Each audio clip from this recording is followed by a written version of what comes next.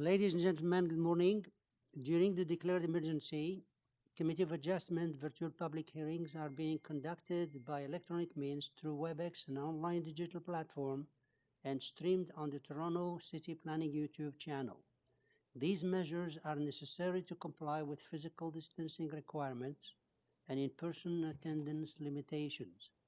My name is Isaac Laluz and I will be chairing the hearing. Panel members participating today via WebEx and can be seen and heard are Ms. Satarodi, Ms. Sankar, Mr. Klassen.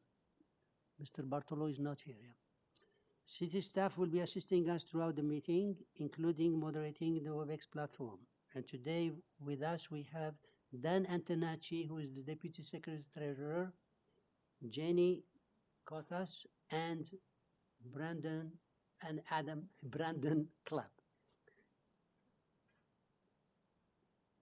Participants who have registered in advance will be able to make their presentation to the committee using the said WebEx. Anyone wishing to view the hearing may do so by watching on YouTube. These participants will be connecting either by their computer, a phone, a tablet app, or by telephone. All participants will automatically be muted upon entry. When your item is called, each participant will be unmuted by the moderator, one person at a time. Only the committee members will be participating by video. Any registered speaker will be participating by audio only. We ask that you also mute your devices until you're called on to speak. For those waiting online to speak, please make sure you call with the same number that you originally registered with. Calling with a different telephone number, you will not be able to speak on the item. Land acknowledgement. We acknowledge the land we are meeting on is the traditional territory of many nations, including the Mississaugas of the Credit, the Anishinaabe, the Chippewa, the Haudenosaunee, and the Wendat people, and is now home to many diverse First Nations, Inuit, and Métis people. We also acknowledge that Toronto is covered by Treaty 13 with the Mississaugas of the Credit. In accordance with Section 45 and 53 of the Planning Act 1990 as amended, this meeting of the Committee of Adjustment of the City of Toronto is called to order. The Committee of Adjustment considers application for variances from the provision of the zoning bylaw, permission to extend or alter legal non-conforming uses, and consent to sever property to create new lots. Anyone in attendance today who wants to receive a copy of the decision on the committee for an application must submit a written request by email. Please ensure that you include your name, address, and email address because Committee of Adjustment and the TLAB will be sending their notification and appeal updates by email only. If you do not agree with the decisions of the committee, decisions may be appealed to the Toronto local appeal body known as TLAB, or in some limited circumstances, to a new tribunal called Ontario Lands Tribunal OLT. Appeal instructions are set out at the bottom of the decision of the committee. For the hearing procedure, I will call each item in the order listed on the agenda. Where an application is uncontested, the agent or applicant will proceed with their presentation if required, and the committee may ask questions and or take the matter directly for a decision. Each speaker, including the applicant agent, will be given a maximum of 5 minutes to address the committee. I will comment when the 5-minute mark is reached. When addressing the committee, please clearly state your name and address, and please remember to confine your remarks to the matters outlined in the application. When addressing the committee, please clearly state your name and address, and the applicant or agent will proceed first and will make the presentation to the committee. Please note that the committee may not entertain revisions to the proposals at the hearing today.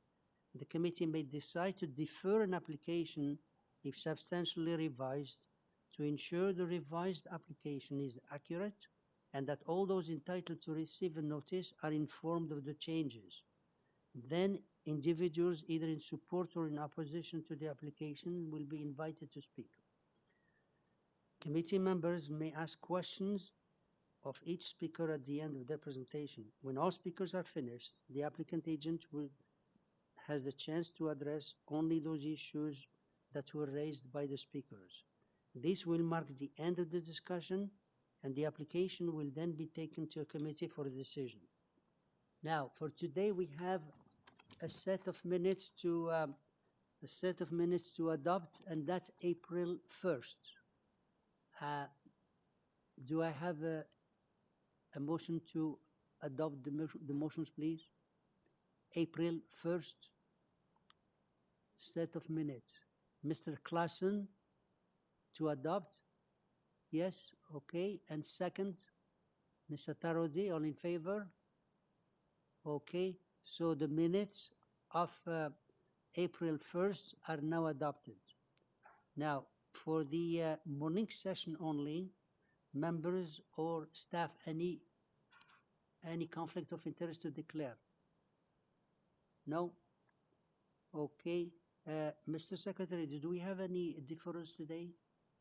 Listed, I didn't see any so far. No, there was a deferral from number 16, but then they rescinded the request. So I don't have anything, and there is no files to close.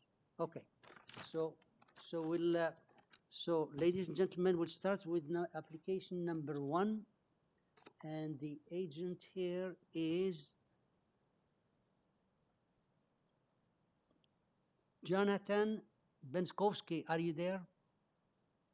Morning, Mr. Chair. Good morning. Could you please, for the record, state your name and address for us? Jonathan Benskowski, 301 Keewatin Avenue. Thank you. And you speak very well and too high. Could you please speak softly because it's echoing a lot? So speak softly because we hear you very well. So this is I will do my best. Thank you. So this is a consent and 2 variance applications. As you know, the staff is recommending to refuse it, and the councillor supports the staff as well. So please tell us what's your take on this application? What's the merit? Yes, so just to start, we did visit both the adjacent neighbors to the east and the west. I dropped off a package with the variances as well as a brief description of the proposal. As you can see, neither one is here today before you. I did speak to the neighbor to the west. They had no issues with the proposal. If we could bring up the support material I submitted, please. Again, Mr. Benzowski, could you please speak slowly, softly, not too loud because it's echoing a lot. You have a nice voice, but it's echoing too much. So please speak softly. Okay.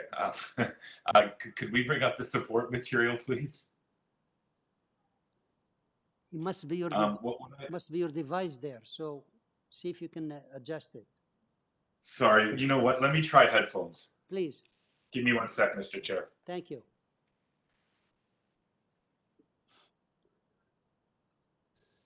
Is that any better? So please go ahead. Yeah. Okay. Could we bring up the support material I submitted, please? So what I did is I created a couple of maps for you to look at kind of what's the prevailing frontage as well as what's the prevailing side yard setbacks of the neighborhood. I think sometimes as planners, we get fixated on the idea of prevailing has to mean what is the largest. There is no policy that dictates that the word prevailing only applies to what would be the largest lots in the neighborhood. That's simply not the case. The OP in no portion of it addresses the preservation of large lots. That is not the intent of the OP. The OP specifically speaks to neighborhoods not being frozen in time, and that development must respect and reinforce that existing physical character of the neighborhood. So is there any way we could bring up my support material on the screen? Yeah, they're trying to put it. Oh, okay. I'm not sure, panel, if you had a chance to look at it. Yes, perfect, thank you. And we did lose some of the resolution here. So what we see here is this subject block of Elmwood Avenue. Okay, and OPA 320, yes, did introduce the idea of prevailing and speaking to what is the most frequently occurring on that street. if we look at the map that I've created here, and this map is from TO Maps, it's a 3D imaging site the City of Toronto offers us for building massing.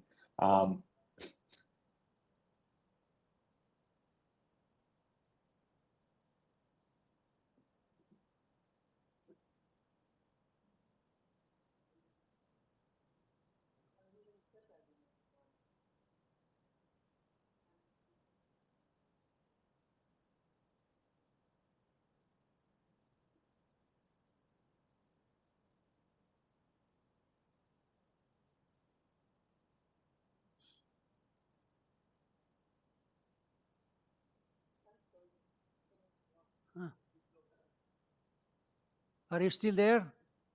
I'm still here. I was just Yeah, waiting for okay. my map. Yeah, we have some difficulty here with the screening, so could you Okay. please hold a few minutes? Yep.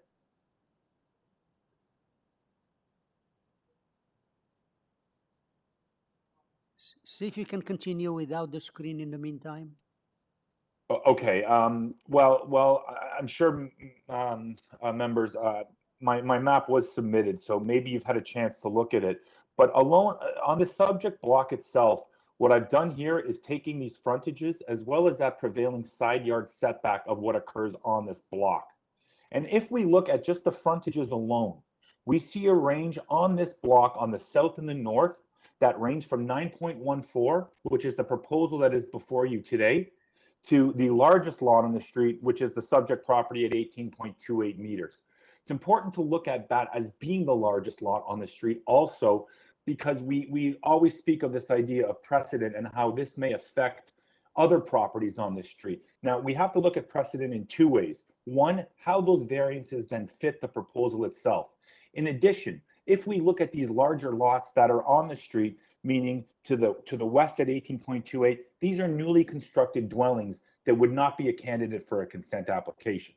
But again, when we look at the frontages on this street itself, we see on the south side alone, coming from the west to the east, being a 12.12 meter frontage, adjacent to an 18.28 meter frontage, adjacent to a 15.23 meter frontage, adjacent to a 15.24 meter frontage, which is adjacent to a 13.71 meter frontage, adjacent to a 12.18 meter frontage, which is adjacent to a 16 meter frontage, adjacent to a 15 meter frontage. So again, we look at this idea of prevailing as only being the maintenance of large lots.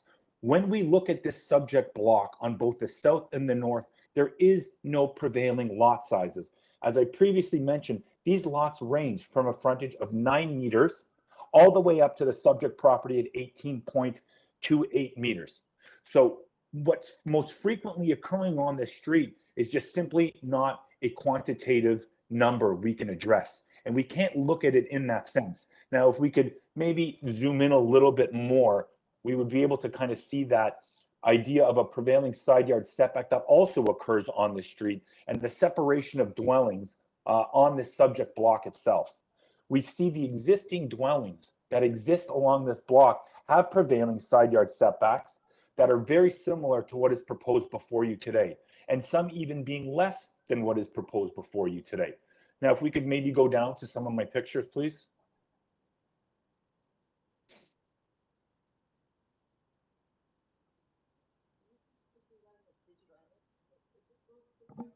Mr. Chairman, the pictures are in your package, so you can look at them. They're in part of your agenda, those pictures. What's that? I have them also, Daniel. The photos are part of your agenda. So just to give a quick idea of what this subject block itself looks like, I've taken a couple of screen snapshots, and we see there is an existing dwelling on the site that essentially, basically, it takes up about 2/3 of the site with an existing driveway on the eastern portion. I've also made some panoramic views of just looking at what that character of the neighborhood is, because again, we want to respect and reinforce that character of the neighborhood. Nowhere does it say to replicate that character of the neighborhood, but rather to respect and reinforce it. And we see along the subject block on the south side, as well as on the north side, a multitude of architectural styles, including dwellings that are very similar to what is proposed before you today. So when we look at the variances in terms of a lot frontage and a lot area, we have such an array on the street itself of larger lots, as well as lots that mirror what is being proposed before you today. I think I've reviewed the side yard setback of what prevails in that neighborhood itself. Again, I provided an overhead map that indicates each side yard setback from the City of Toronto website to show that this is not the introduction of something in the neighborhood that is not there. Additionally, the planning report speaks to previous approvals. Mr. Belkowski, because of the technical problems, I gave you a few more minutes, but please try to summarize. We have lots of information online. Okay? Yes. So just to summarize, the planning report also speaks to the idea of looking at past approvals in the neighborhood. Yes, we can use the past 10 years past approvals as an indication of what may be taking place in the neighborhood, but we also can't ignore what is also in the neighborhood pre 10 years, which is that approval period we have from Committee of Adjustment decisions. So it's important we look at the built form of what's there and where the neighborhood is going, and we see a side yard setback situation within this neighborhood, just in my pictures alone, that is very tight, tight side yard setbacks, and I'd be happy to answer any questions that you might have. Thank you. Members, any question for this agent?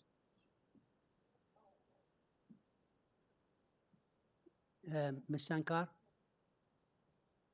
Yeah, there is just one that I would like to ask, and that is around the side yard setbacks. Is this something that is, because that is pretty tight, and I recognize that the neighbors don't have an issue with it, or else they would have probably been here. But that is really tight, and I'm not sure that that is actually prevailing for the neighborhood in terms of that type of setback. I'm wondering if you can just give me an explanation or something to help convince me about the setbacks. Yes, so the setback request for the interior between the two dwellings is the 0.61 meters. So between the two proposed dwellings, we have 0.61 and 0.61, which gives us a combined 1.2. The exterior setbacks to those adjacent neighbors is 1.14 meters, which is ample space for access to the rear yards from those adjacent neighbors to the east as well as the west. In terms of that prevailing, I think if we were able to bring up that overhead map of the first page, we would be able to really look at that tight-knit neighborhood that's here with setbacks that again range from 0.1 to 0.2 up to really where this dwelling is today, which has that largest side yard setback, which is used as that parking space today. So I think the setbacks, if we go back to there and you're able to look at that in your package, and I hope the resolution is a little bit better than how it's kind of coming up on our end, we'll see, you're able to see that there's so many different side yard setbacks in that neighborhood that again, it's really hard to pick one number and say, yes, that's prevailing. Yes, the zoning bylaw does require 1.8, but really that setback provision is for a couple of things. One is to provide access to the rear yards with an appropriate separation. And yes, the second is to create a street wall that is somewhat harmonious. So even if we were to zoom in on this, we can see that this is a tight-knit neighborhood with very minimal side yard setbacks that exist today. Okay. And we would just be a further example, really, of what exists already. Okay, thank you. Any other question? Ms. Yes. Ms. Attarodi, yeah. Just a comment for the applicant when he was explaining that the side yard setback in between both buildings are 0.61, which combination is 1.2. First of all, I would like to correct you because one of the setback on the east is 0.61 and the other one, it's not even 0.61, it's 0.55 meter. So that's the first thing, which the combination, it won't be to 1.22, and generally 1.22 is not a desirable setback. I mean, we saw 1.5 versus 1.8, which is required. So even if it's 1.2, I still believe it's just very tight. And apart from variance, I mean, I personally have not been convinced for the lot area, proposed lot area and the lot frontage, I mean, your lot frontage proposed is 9.14 meter versus 15 meter, which I think it's a big, it's really small. And I think I haven't been convinced that this is a very good development for the neighborhood. Okay, is there a question or just a comment you're making? Do you want him? I think it was, Do you need him to answer? No? he Comment. can answer if he convince me. Okay. Okay, any other questions? Yeah, I think the desirability of a lot frontage and lot area really comes to that built form of how that dwelling appears from the streetscape itself. And I think that's really the function of the lot frontage and lot area, is for it to fit harmoniously within that neighborhood itself. And going back to the lot area and the lot frontage map that I provided, we can see that there is no consistent feel along this block itself. It's not like we're looking at, 50-foot lots, 50-foot lots, 50-foot lots. I think we have 21 lots on the south and the north, and 15 of them have different frontages. So really the functionality of that dwelling, how it exists on the property with a request for a lot coverage that is 1.8% over, without a building length, without a building depth, and that 1.8% coverage is only a result of those side yard setback requests. So it speaks to the functionality of being able to accommodate a dwelling on the site with that lot frontage and that lot area with the built form variances that are requested before you. I think you gave an explanation. Let's see, we have, if there is no more questions, I need a motion for the this application. Can I have a motion, Mr. Klassen? Yes, Mr. Chair. Thank you. I appreciate the presentation and the material. I've reviewed the material. I've been over to the street just yesterday. I read the report and councillor's and the council's letter. In balance, I'm going to move to reject this application. I think it is not minor. It does not meet the 4 tests, and so I'll move to reject the application. Okay, Thank so you. we have a motion to refuse by Mr. Klassen. Second. Ms. Sankar, second. All in favor? Okay, unanimously. Sir, your application unanimously refused both the variance and the severance. Thank you. Thank you. Thank you. Application number 2, which is 3161 Bayview Avenue. And we have here Mr. Glenn Robinoff, the only one here. There is no other speaker. So, Hi, good morning. Mr. Robinoff, are you there? Yes, I am. Did you receive our deferral request? Excuse, no, we didn't have any request. I don't have it. You want to defer the application? Okay. Yes, we wanted the deferral application. We sent that in a couple days ago. Okay. But that's no, that's fine. I didn't see it. And no, anyways, you want to defer the application. Could you please tell us the reason for the deferral?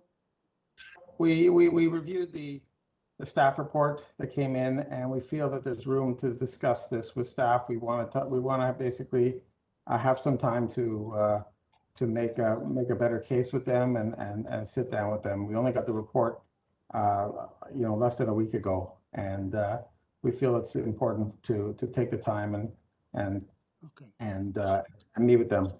Okay, so the deferral is to meet with the staff. Is that correct? That's correct. Okay. Members, we have a request to deferral in order for the applicant to discuss and maybe make changes with the staff. Can I have a motion, unless you have some questions? Ms. Satarodi? Yes, through you, Mr. Chair, I would like to put forward a motion to defer this application so that the applicant have enough time to further discuss with staff regarding this application and improve it. And Sanidai? Aye. Thank Correct. you. Second? Ms. Sankar, second. All in favor? Okay. Sir, your application is deferred sine die, and you can discuss with the staff when it's coming back. Okay, thank you very much and have a good day. I don't have any other cases today. Thank you. so, Great day. Okay, application number 3, which is 35 Wilkett Road, application number 3. And here we have the agent, Giorgio Lolos. Are you there? Good morning, Mr. Chairman, members of committee and staff. Good morning. Can Okay, you hear me? we have another agent here, another speaker here, so please give us a short presentation.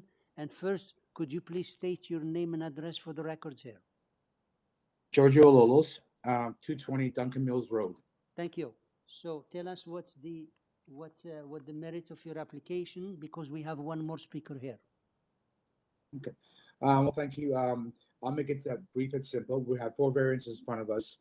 We're asking for an increase of 0.9% of coverage from 25 to 25.91, which is actually less than 1% of coverage. We're asking for a rear yard encroachment on an open porch system to encroach greater than more than the allowed requirement by 1.7 meters. And just to sort of generalize that encroachment, it has a massing of approximately 5.48 meters in width.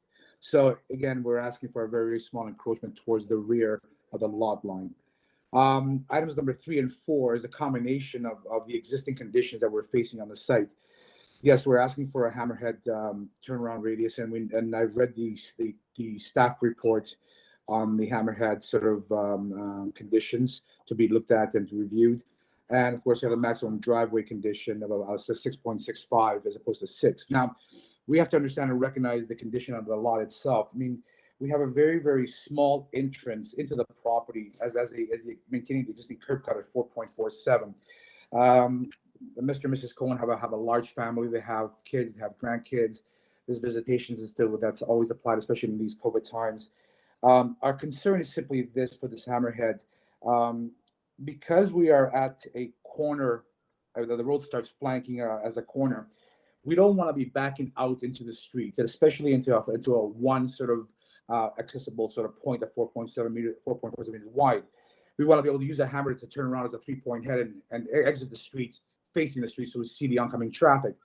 Now, I have spoken to Mr. Barry Cohen this morning about the comments of the staff report into the driveway, and we are willing to make a small concession towards that. So we will reduce the hammerhead width to maintain the bylaw requirements to 3 meters, but we would still like to request an 8-meter sort of depth.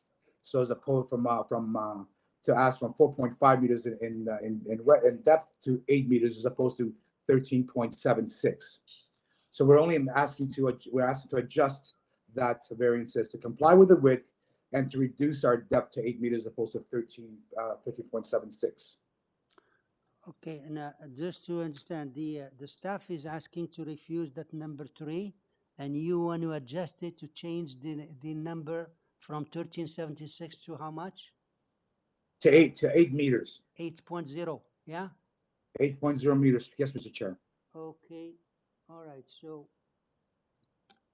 any other change? No, again, that's just a clear recognition of our existing site conditions. Okay, we'll get you back in case the staff and the members have any question. In the meantime, we have one more speaker here.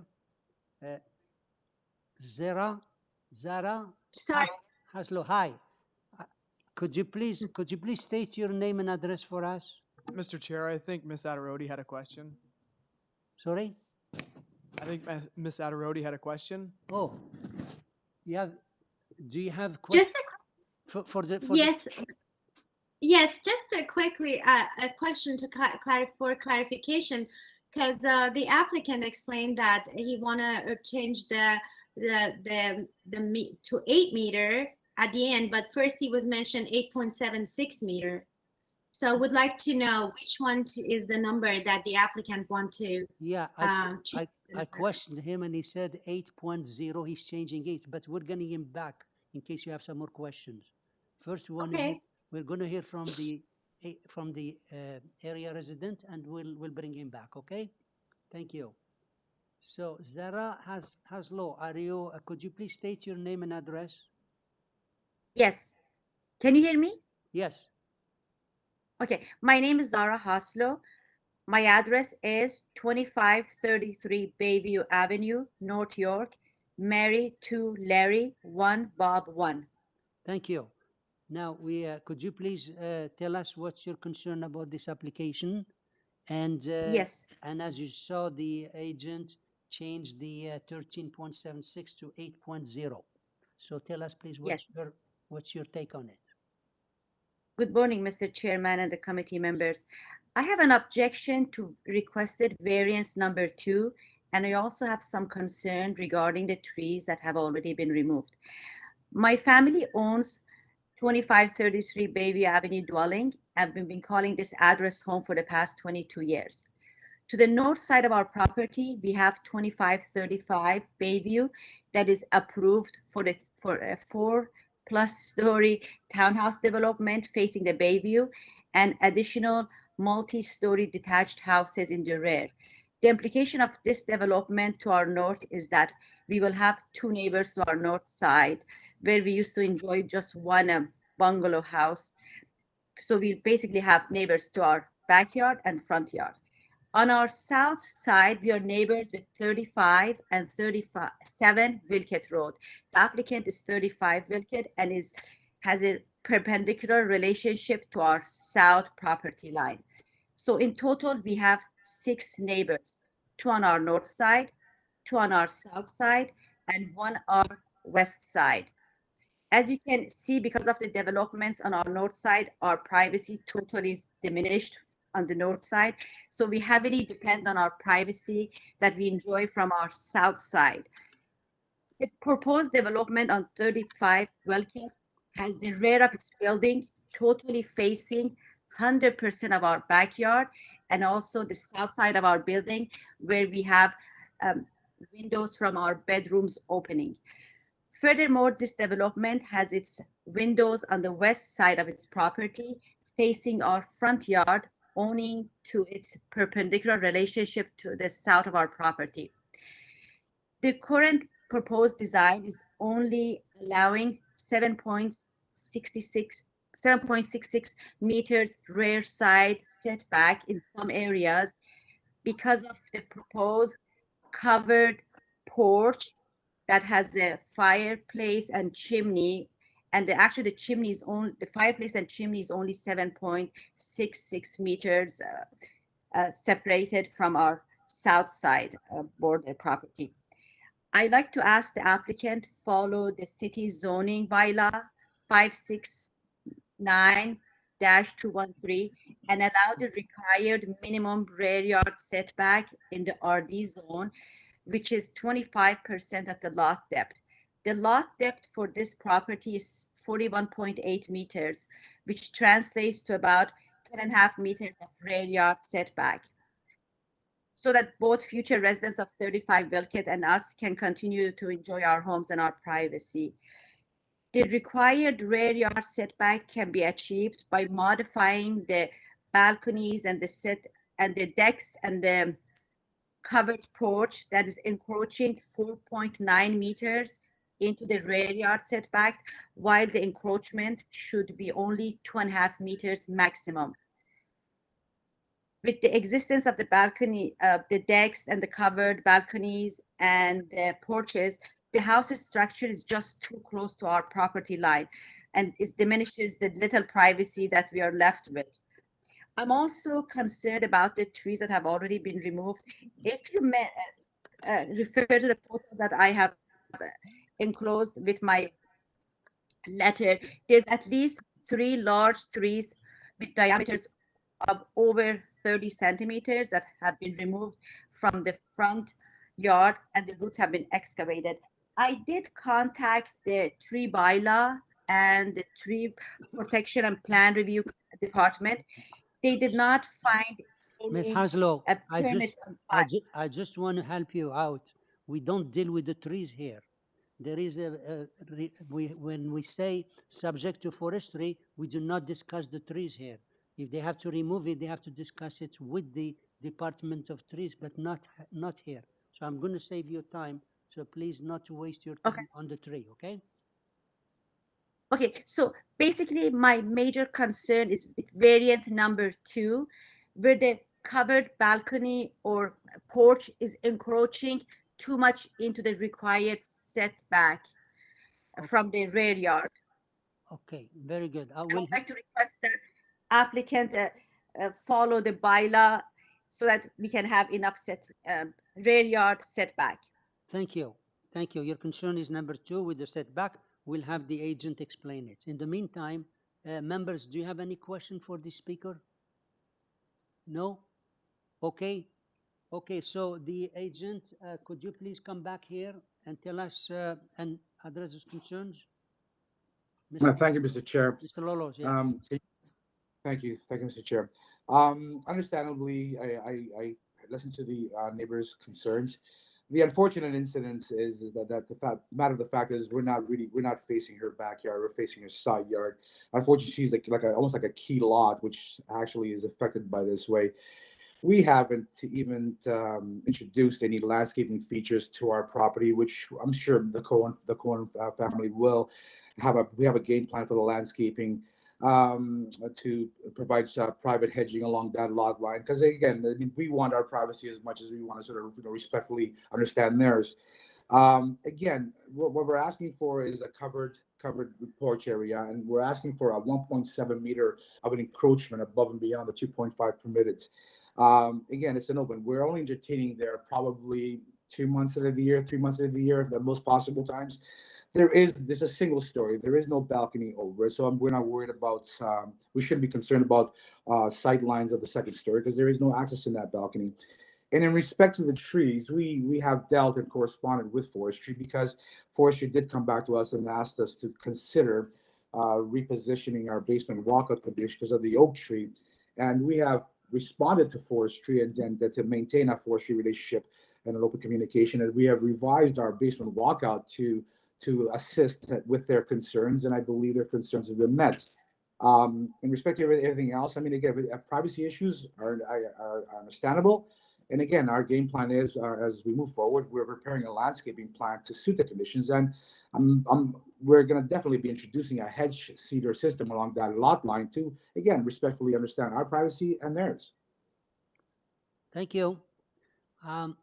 Members, any question for this? Yeah, Ms. Sankar, you have your hand there, okay? Question, Yes, please. through you, Mr. Chair. I do have a quick question for the agent. So we've got the debutante who talked about the privacy issues, and if this was to be approved, I would also look at privacy screening for that deck. But I am concerned, and I don't know if I heard that clearly, that she believes that the deck itself is encroaching even more into the setbacks as she described. And I just want to make it, if you can respond to it, to make it really clear your thoughts exactly on that specific point. And then the privacy screening, if you had any concerns, if that was added to the application. Okay, well, I mean, to the chair, thank you for your request and comments. Let's understand something. This covered loggia is at ground floor level. It's not a decking system. It's at ground. So I don't know how privacy screening would help us. At ground level, we are at horizontal sight lines to their ground levels. If we provide, and we are definitely sort of going to provide some sort of cedar privacy along that our rear lot line, which is their side lot line, I believe privacy matters will be maintained. And again, what we are asking for as far as that encroachment is the width of that loggia. If you look at your site plan, is the width of that area that encompasses the fireplace on the side. That's that area there, which is again, it's just under 6 feet, 1.7 meters of that encroachment, and it's an open area.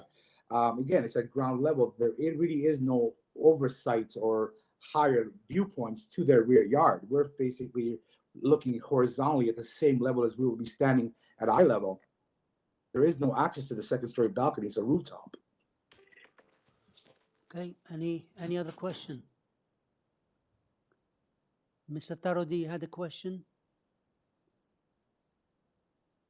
No, just I asked for clarification for that number that the applicant changed. First, he said 8.76 and then 8 meter. Just I would like to know about variance number 3.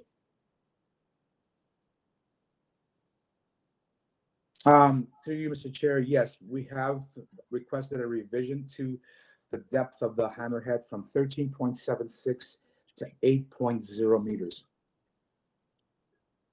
Okay. All right, if there's no more question, can I have a motion, please? Mr. Klassen?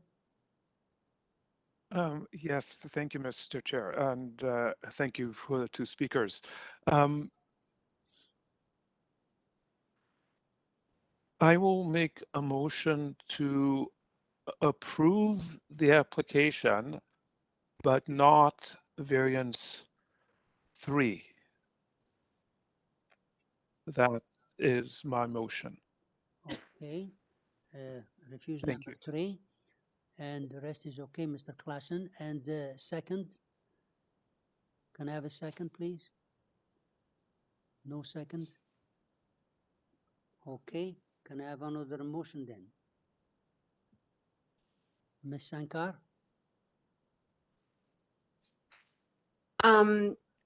I would like to make a motion to approve this application. I'm actually going to make it subject to the changes that the applicant has made to variance number 3, and that the 13.76 meters is reduced to 8 meters as per the applicant's request. But I also would like privacy screening that is set up for variance number 2 to the rear deck on the sides that's, I'm not sure how to word this, but the side that's encroaching to the neighbor who had concerns. And I'd like that to be from the bottom, from the floor or grade to no more than 1.5 meters. And I will make this subject as well to, I didn't see that there was anything to do with forestry. Okay, so that's my motion. If that makes sense. Thank you. Yeah. So the motion is to approve the application subject to the change that was made plus the private screening. Now, the private screening, you mentioned the neighbor and thing. Can you state whether the east, west, north, or what? I'm not sure which side that neighbor was. I just know that this is around the rear yard deck. So in fact, you know, if it's anything, I would make it to, you know, both sides. That's to both sides of the neighbors that it may be, you know, there might be an on-look issue, overlook issue. Screening facing the neighbors. Okay. Yes. Okay. Second, please. Do you have second? I don't have a second. Okay. Next. Can I have another motion? I actually want to second, but I'm not too sure that the areas that Madam Sankar wants to put the screen, because I wasn't too sure which area, because I don't want to completely close off the balcony. That's why I didn't second it. So before I do my motion, can I ask one more question? That is the porch actually on the ground level or encroaching? It's overlooking the neighbors in the back? Can I ask this question from the applicant? Yeah, I think he said. Through you, Mr. Chair. We'll ask him. Okay. Can you please verify that? Could you clarify that, Mr. please? Chair. Yeah. Yeah, the covered loggia, covered porch is one step above the ground, one step. And to answer the question earlier, as far as screening is concerned, she's on our north side.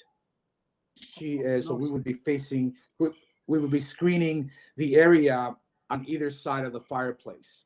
Okay. Because that would be the view, the sight lines to that neighbor, which would be the north side of the, okay, either flanking both sides of the fireplace. Okay, thank you. So, you're welcome. Ms. Sankar, you're okay with the north side? It said north. So I can just make that more detailed, that the privacy screen is to the north side of that deck. Okay, that's clearer. Okay, and the change that the applicant made. Thank you. So second, Ms. Sanka, Ms. Tarodi, you seconded. Thank you. All in favor?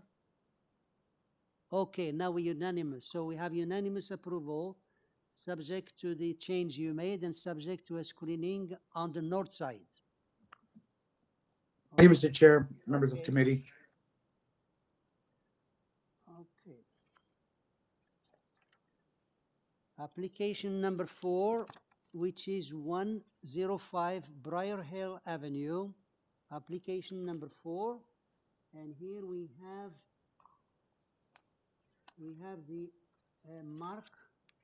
Mark Wilson, the agent, Caroline and Cam Levitt, all of them are owners. So, Mr. Wilson, are you there? Yes, I am. Okay, now I have both of you registered as speakers. Who want to speak, you or the Caroline and Cam Levitt? I'll go ahead, and if they You'll want go to ahead. chime in. Okay, so please give us your name and address, please, for the records. My name's Mark Wilson, 43 Taylor Drive, Toronto. Okay, we have one more speaker registered, and therefore we need you to make a short presentation, and I'll give you your 5 minutes here. Sure. Good morning, Mr. Chair and the panel. We are proposing both the main floor and third floor addition, which requires 4 minor variances for length, height, and GFA.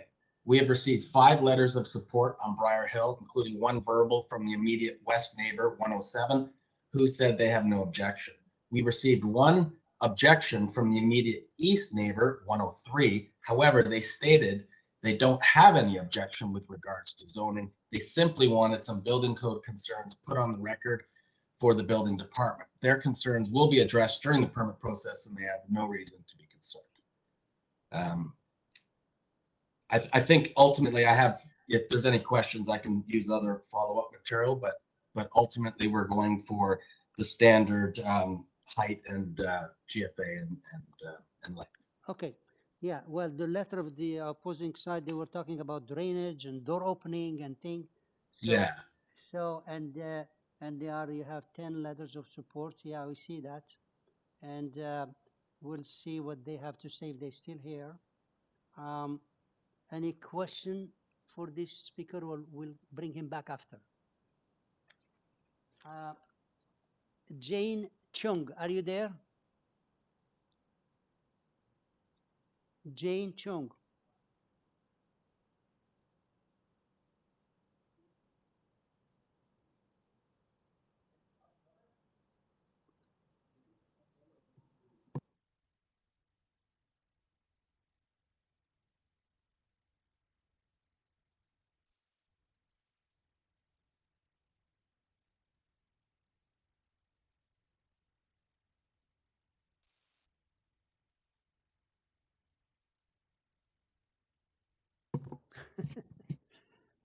Glenn Miller and Nancy Reed, are you there?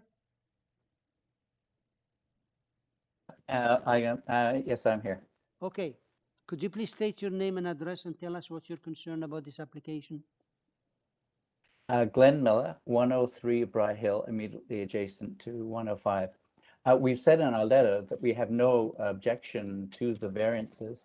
And as the agent pointed out, our concerns relate to the building code process, but there are a couple of minor issues. The drawings as submitted don't show what the impact of the third story addition would be. So we can't tell if there's going to be any impact on our own chimney. And I've received a verbal assurance from Mr. Levitt that any impact on our chimney would be addressed by them. The only other concerns relate to the fact that we want to put on record the issues related to landscaping and drainage that are dealt with through the building permit. And as you know, there's no public process for that. So we wanted to take this opportunity. Thanks very much. Yes, yeah, you're right. I read your letter. It's mostly questions related to the building department, and he said that they will be dealing with. In the meantime, I'll see if the members have any question. Any question for the speaker? No? Okay. Mr. Wilson, can you come back, please?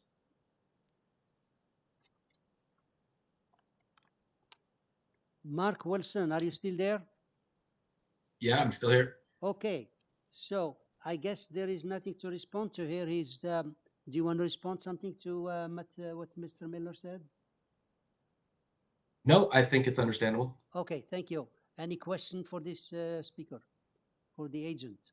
No? Can I have a motion then? Ms. Tarodi? You, Mr. Chair. This application is a very straightforward application. Therefore, I would like to put forward a motion to approve this application with no other condition. Thank you. Second? Mr. Klassen, all in favor? Okay, thank you. Your application is approved with no conditions. Thank you. Okay. Application number 5, which is 23 CRESTHAVEN, application number 5. 23 CRESTHAVEN Drive, application number 5. And here we have Mr. Randall Dickey and Amy Yu. Are you still there? Yes, good morning, Mr. Chair, members of committee. Good morning. This is Randall Dickey. Okay, so Randall Dickey, and we have here Amy Yu is listed there. Who wants to speak, you or her? I will speak if I may, Mr. Chair. Thank you. Thank you. So give us your name and address, please. Yes, Mr. Chair, good morning, and members of committee. My name is Randall Dickey. I'm the agent for the property owners. The address is 446-1111 Davis Drive, Newmarket, Ontario. Okay, so we have here an application with 6 variances. The staff report have some changes, as you know, and the conditions. So could you please cover all those questions before we move to the other speaker?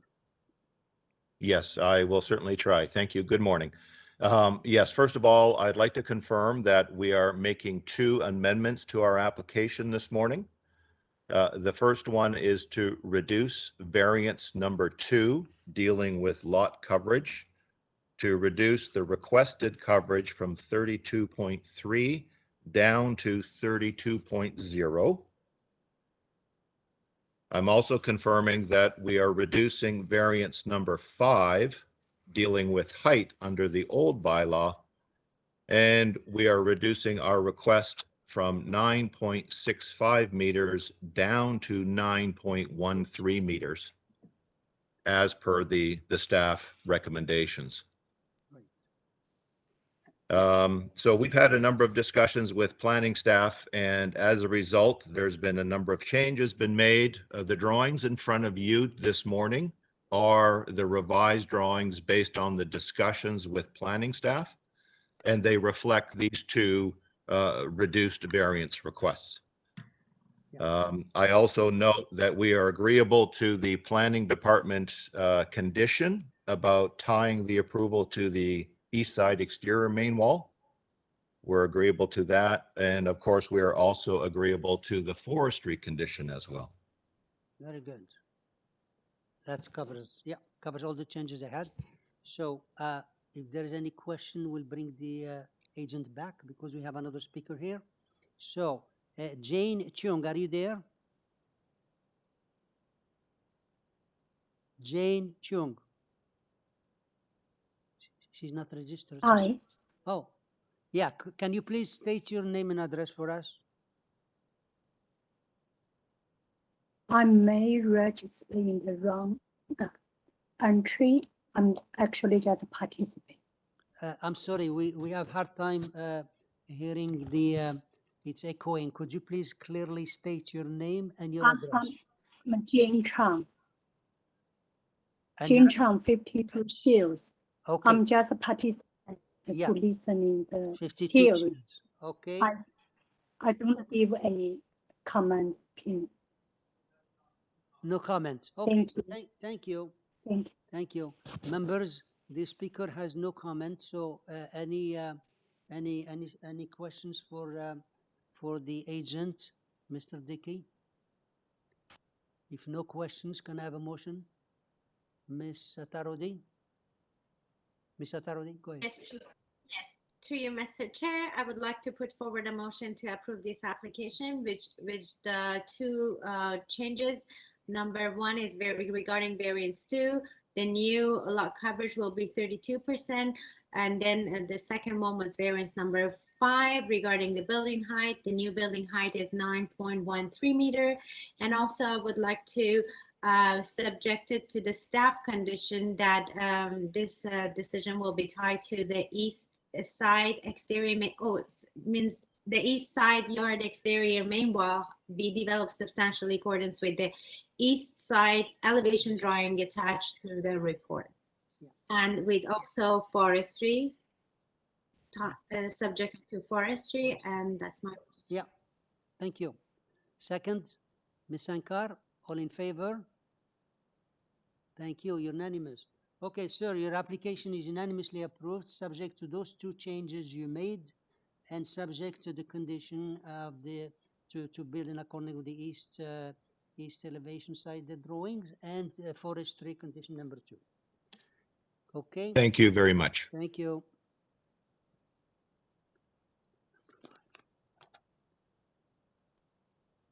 Application number 6, which is 258 CORTLEIGH Boulevard, application number 6. And here we have Mr. Lorne Rose. Are you there? Yes, I am. Lauren Rose, 388 Spadina Road. Thank you.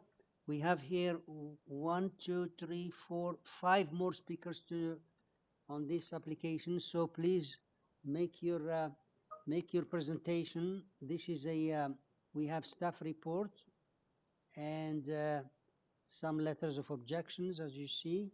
So give us your take on this before we move to the residents.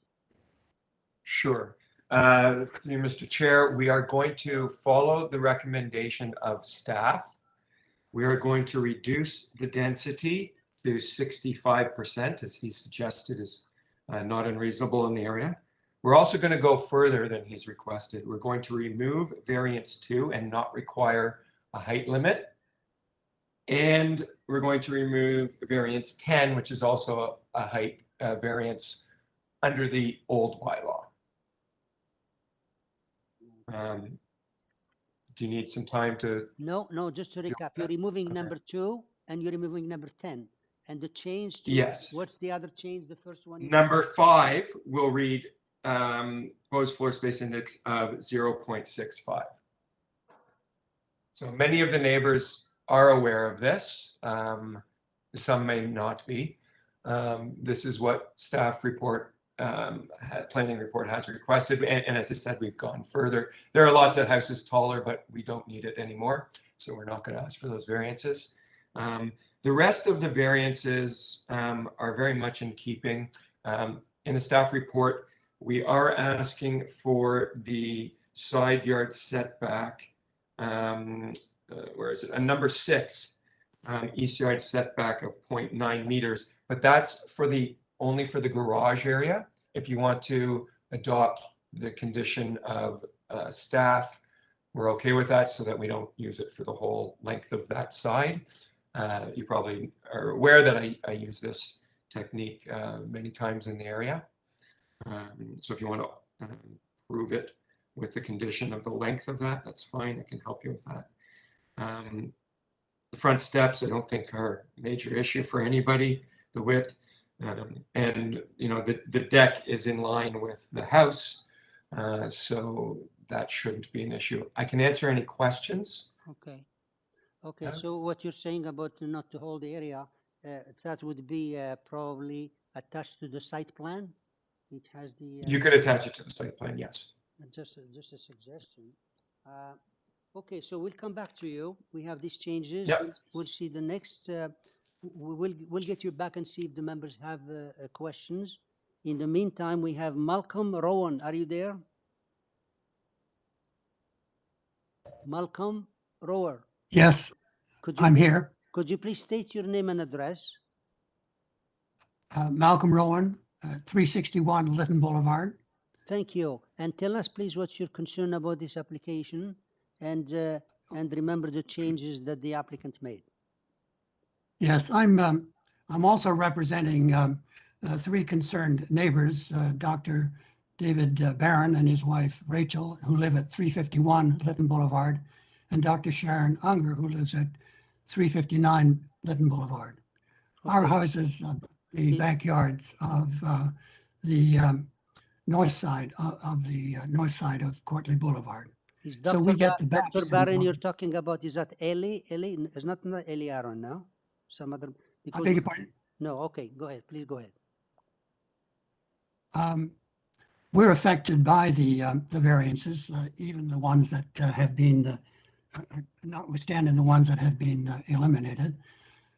In our view, the Planning Act requires that a variance application must fail if it does not meet any of four tests. And the first test, as you know, is the request minor. The amended variance in terms of the maximum floor space has gone from 123% to 85.7%. That's not minor.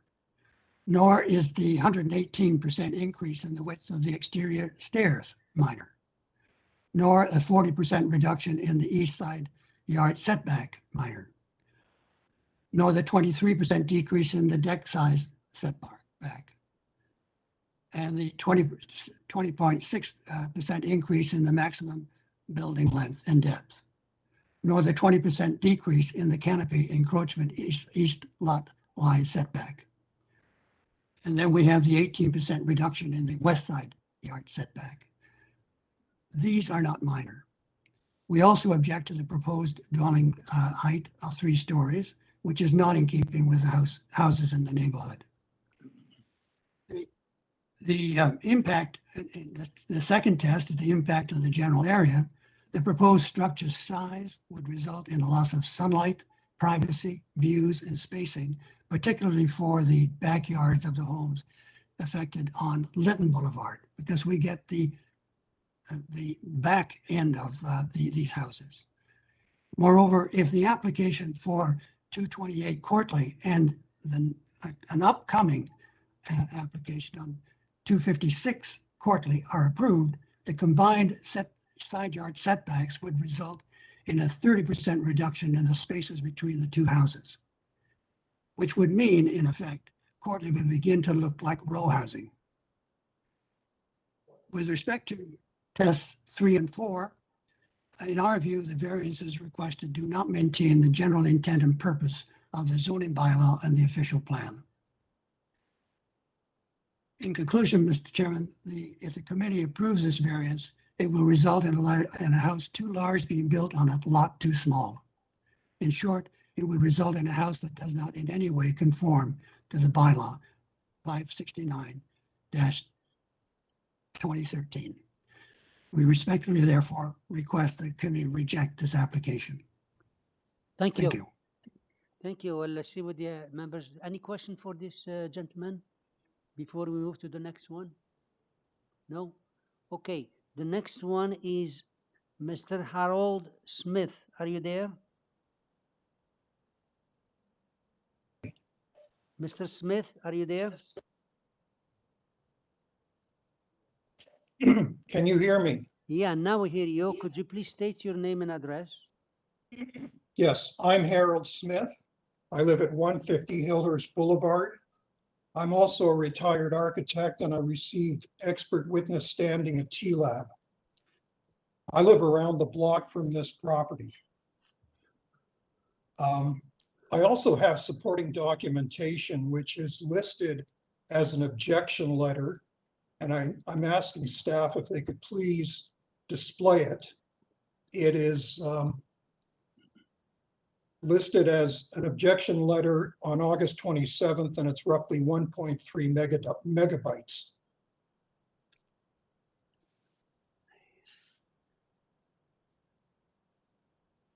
.36. It's 1, 2, 3, 4, 5, 6. It's the sixth one down on page 1. Yeah, could you please keep going while they're looking for the to screen it? Yes. To project it. It's yeah. my opinion. Thank you. It's my opinion that the requested variances are not minor. The application cumulatively looks to permit a new dwelling of a scale that would be one of the greatest within the neighborhood. The neighborhood, you know, a significant number of dwellings in the neighborhood have undergone a lot of redevelopment and reinvestment in forms of renovations or new buildings without requiring variances to the extent requested by the applicant. The proposed house doesn't retain the prevailing physical character of the neighborhood. Even though the roof height meets the bylaw, the roof is taller than the original existing homes. The roof presents as flat, not sloped, despite having, you know, meeting the bylaw's sloped roof criteria. It has mansard roof. The mansard roof is not a prevailing physical character of this neighborhood, and the scale of this house is too large. You know, the floor heights are, you know, higher than the prevailing floor heights. For example, you know, the first floor is 10 feet versus 8 foot 4 inches. The second floor, I would imagine, is close to about 9 feet versus about 8 feet. But there's I estimate it to be roughly almost 2'8" taller than the original existing homes. That means that the proportion and scale of the windows is higher, not to mention it's a third floor, and a three-story house is not prevailing physical characteristic of the neighborhood. Also, the roof slope of a mansard is 55 degrees of this particular house, compared with roughly 39 or 40 degrees, or even 44 degrees of the prevailing houses, original houses in the neighborhood. So if I could, you know, the prevailing, the average floor space index in this block is 0.44. Now the new floor space index is going to be 0.65, but I feel that I'm very sure that the attic, you know, the physical bulk of this building, aside from some minor adjustments to the length and the height, is still the same plan. And there's still the opportunity to put in a third floor occupancy. I'm sure that the third floor living space has been taken up, but it's still the same house. It still has the same impact. It still presents the same height to the neighbors in the backyard, and it weakens the physical characteristic, the prevailing physical character of this block, which is a unique, you know, a block that's typical of the Lytton Park area, with houses built in the 1930s. So it's with respect to the setbacks, to the, you know, that front yard, the front entrance stairs, the mansard roof, the whole package is at variance with the prevailing physical character. I urge that this be rejected. It presents problems to the back of the house. It changes the streetscape. The other thing is that within the last 3 years, there have been 4 new builds on this block. This one and 256 will create 6 of them. And that's much faster than anticipated by the official plan, which talks about Okay, neighborhoods. sir, you reached your 5 minutes, and we ask you to summarize, please. Thank you. Okay, the house is too big it doesn't respect the prevailing physical character, and it's going to increase the stabilization of the neighborhood. Okay, thank you. Thank you very much. Members, any question? Just a second, any question for this speaker? No? So we'll go to the next one, who is Jeffrey Shook and Victoria Townsend. Who wants to speak? Jeffrey Shook or Shook and Victoria Townsend. They're not there, huh? Okay. Thank you. Next one is Ellie Aaron. Are you there? I'm here, yes. So please state your name and address for us. Yep, my name's Eli Aaron, address 2708 Young Street. I am representing the Lytton Park Residents Organization. Okay, and tell us what your concern about this application.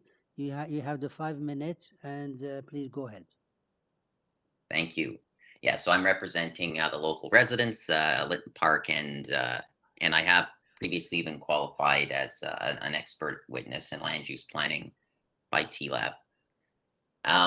The applicant has not shown the revised plans to the city, has not shown the revised plans to the neighbors, and the neighbors are not aware of the revised plans or the revised variances because they were made at this late stage. And even when the applicant spoke, he never put the revised plans on the screen. Nobody knows what this house even looks like.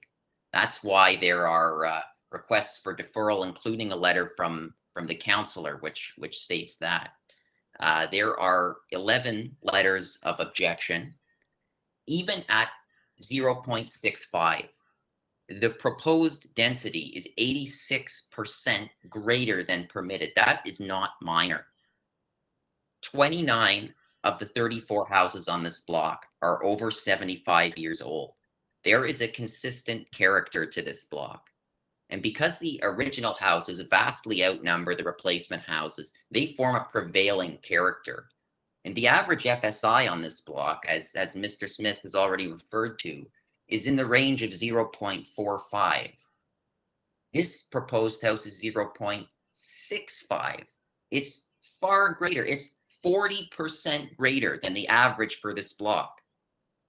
The square footage of this house is 40% more than the average for this block. That does not respect and reinforce the existing physical character.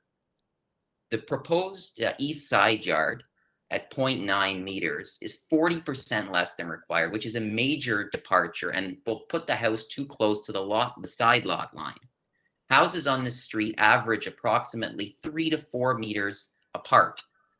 And this house, as I mentioned, would be 0.9 meters from the side lot line. Then you have the front steps that are 120% wider than permitted, and they encroach 8 feet into the required front yard setback, which is exactly what the bylaw is designed to prevent. The massing of this house, from what we know, is even larger than the FSI suggests, because as Mr. Smith had mentioned, you have this very steep roof. We assume that there's a large attic. We don't know because we haven't seen the revised plans. And that would also increase the massing. You have an integral garage that's not included in the FSI. There's voids in the floor. There's elevators. There's all these other things that aren't included in the FSI. So the FSI is even, the massing of this house is even larger than the FSI would suggest. The overall proposed mass, scale, and density are just not compatible with this block or this neighborhood, making this application undesirable. The variances requested are not minor. They do not maintain the intent of the official plan, and the Lytton Park Residents Organization is requesting that this application be refused. Thank you very much. Thank you. Any question for this speaker? Okay, we have one more speaker. Pierre Barsic. Pierre Barsic, are you there? I am. Thank you very much. So Thank please, you, Mr. Chair. Please state your name and address for us. It's Pierre Barsic, and Liz Howie were at 271 Courtleigh, so right across from these two proposed properties. Thank you. And Thank you. if you concur I with strongly the, yeah, okay, go ahead. I strongly concur with Mr. Rowland, Mr. Smith, and Mr. Aaron. Much better spoken than I am. I'm a professional in a different industry. I am worried about the tree canopy, the street, the consistent environment, the consistent neighborhood character, how it looks as you drive up it. These are significant variances as described with massing. I particularly like the comment of an earlier speaker today about wallscapes. Essentially, it's the gapping between the homes is going to disappear, and that significantly changes the neighborhood. I'm worried about those things, but I think the professionals that have spoken ahead of me are much more articulate about it. So I'll give you back my next 4 minutes. Thank you. Thank you. That's very short. Okay. Any question for the speaker? If not, we'll bring back the agent. Mr. Rose, can you come back, please? Mr. Rose?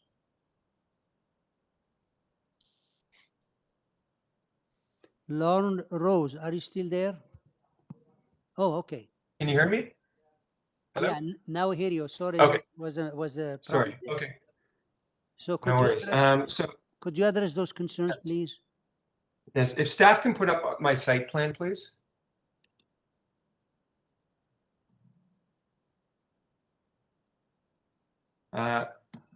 One thing I do want to, while staff is putting up my site plan, the Mr. Aaron, who spoke as for the ratepayers, he's not qualified as a planner, and when he makes comments like the prevailing character between these houses is 3 to 4 meters between houses, that is an absurd accusation. I live in this neighborhood, and there's nowhere near. You can see on the side of the house, we're actually creating a smaller side yard setback than is existing.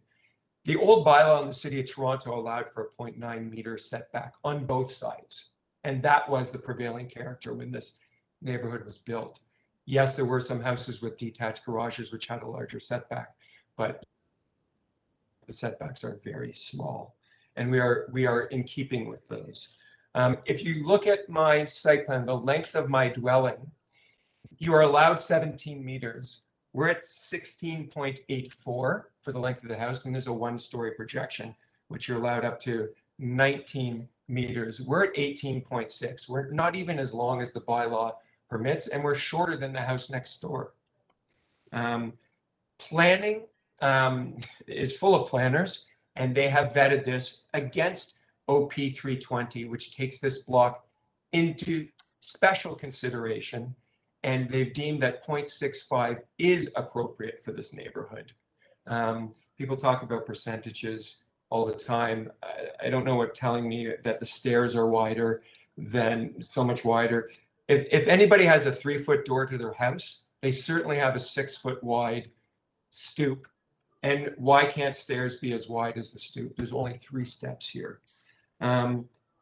So based on that, the fact that, you know, they're talking about character of neighborhood, but Mr. Smith in particular, what they seem to be talking about is architectural control. We are no longer asking for a height limit. There is no architectural control in this neighborhood. It is not an architecturally controlled environment. And the OP allows for different styles of houses. The fact that we are taking the 3rd floor off does not change the look of this house whatsoever, other than a balcony, a 3rd floor balcony that we need for fire rescue. We no longer need that. The shape of this house is not going to change whether we live in the attic or not. And that would have been my argument if we were asking for it. But we are heeding to what the councillor and the planning department asked for. We're reducing the density. There's no longer going to be a 3rd floor, no longer a height variance. And this is very much in keeping with recent development in the area. Yes, it's a change, but neighborhoods are expected to change over time. And we think that these variances that we are asking for are in keeping with the 4 tests of the Planning Act. Thank you. Questions? Any question for this agent? And if no questions, we can have a motion. and remember the changes he made. Mr. Klassen? Yes, Mr. Chair.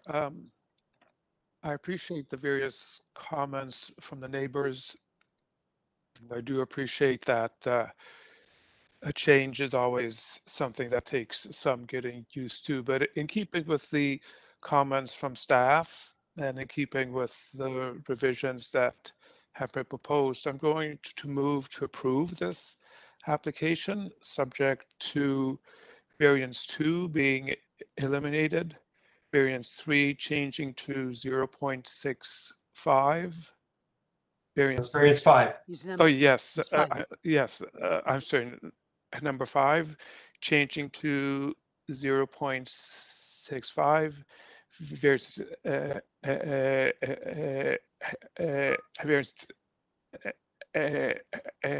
variance 10 being eliminated, and then the staff condition that the proposal be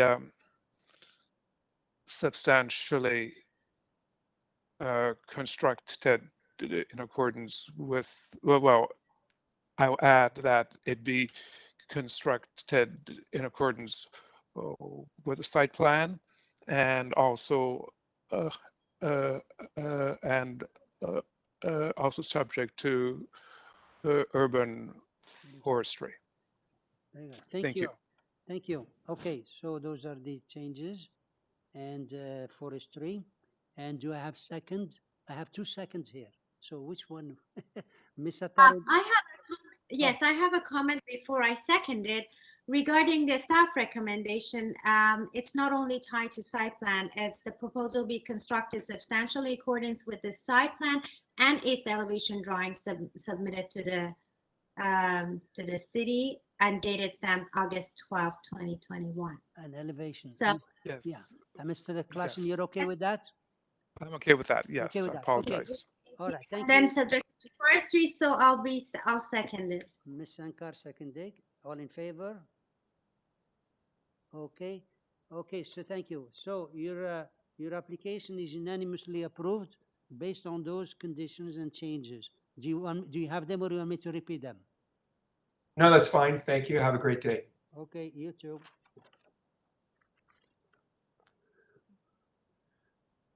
Application number 7, which is 6 Palomar Road, application number 7. And here we have just one speaker, the agent only. Oh, it said here the owner did not register. Do we have any registered, Mr. Moderator? I'm here, actually. It's Fabio Bozzano. Oh, Fabio. Okay, you're here. Okay. And could you please repeat your name and give us your address for the records? Yeah, Fabio Bozzano, 6 Palomar Road.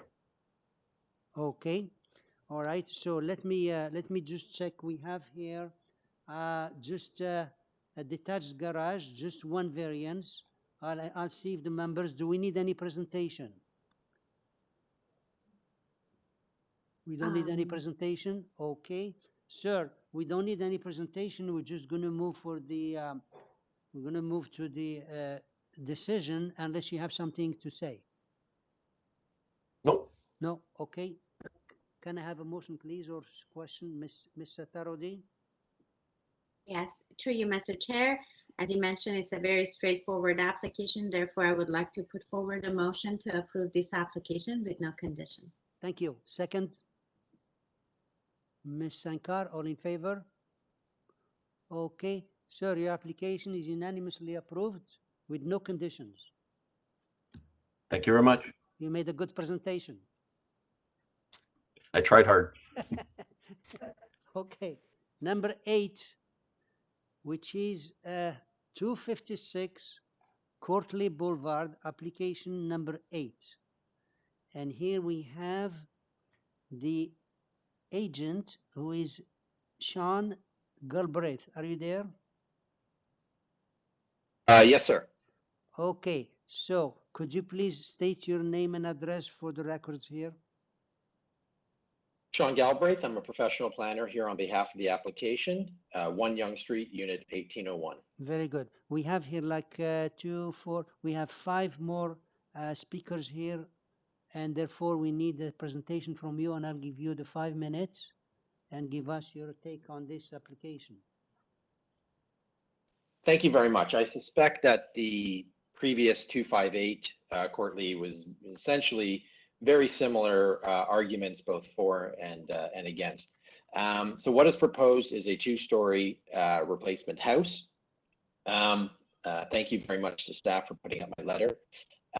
We are aware of the staff recommendation of a 0.65 FSI and the substantially in accordance with condition, and we are in agreement with both of those. It will result in the above grade length of the house being reduced to 17 meters. The proposed variances, the 5 variances, the first 2 of which for length and depth, those pertain to the below grade extension under the rear deck for cold storage, and those generate no impacts on any adjacent properties. The side yard setbacks that are requested are actually slightly larger than the existing condition, and as Mr. Rose mentioned previously, are entirely in keeping with the side yard setback variances approved on the street. It'll actually be a larger side yard setback than the average that has been approved on the street.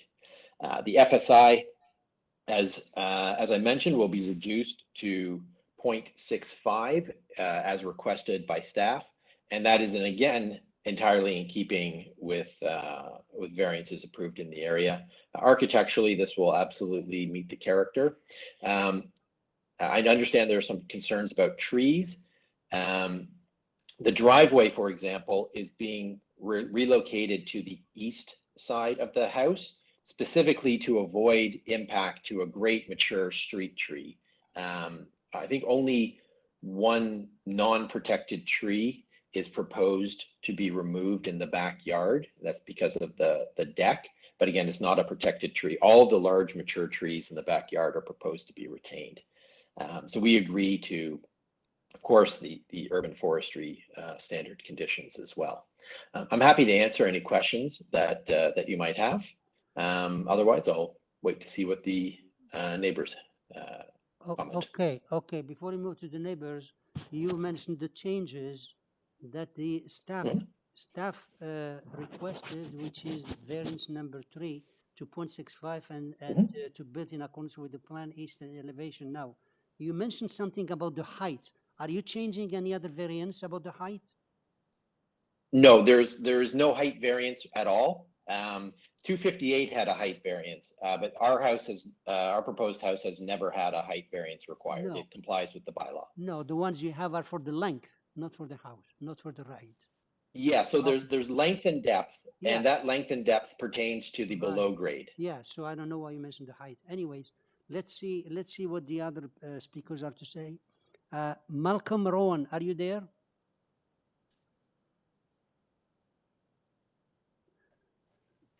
Yes, I am. Okay, so again, we need for every application, we need it to be recorded for the people who speak. So please state your name again and your address. It's Malcolm Rowan at 361 Lytton Boulevard. I'm still representing adjacent neighbors, Dr. Barron and his wife at 351 Lytton Boulevard, and Dr. Sharon Unger at 359 Lytton Boulevard. Mr. Chairman, I'm somewhat confused by the applicant as to what, in fact, the changes were made to the variances. The variance 1, which is the length, does that mean that the proposed building length is now 17 meters, or is it still 21.34 meters?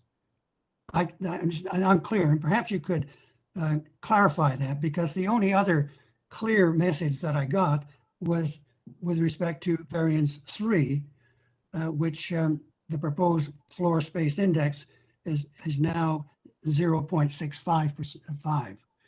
So before I get into my other concerns. Could you clarify what variances are being changed by the applicant? Sir, you heard this before. All he made is the change that the staff asked for, which is the variance to number 3 to 0.65 maximum, and to built in accordance with the site plan. Those are the only changes he made. So he didn't mention. I thought I heard him say that there was a change on the length of the building. No, I heard him saying something about the height, and when I questioned him, he clarified there is no height. All they have is the variances, which is the length. But we'll have him confirm that when he comes back. So please keep going. All right. Again, back to the Planning Act and the 4 tests. Is the variance request minor? And in our view, even with the reduced maximum floor space, 0.65, that is not minor.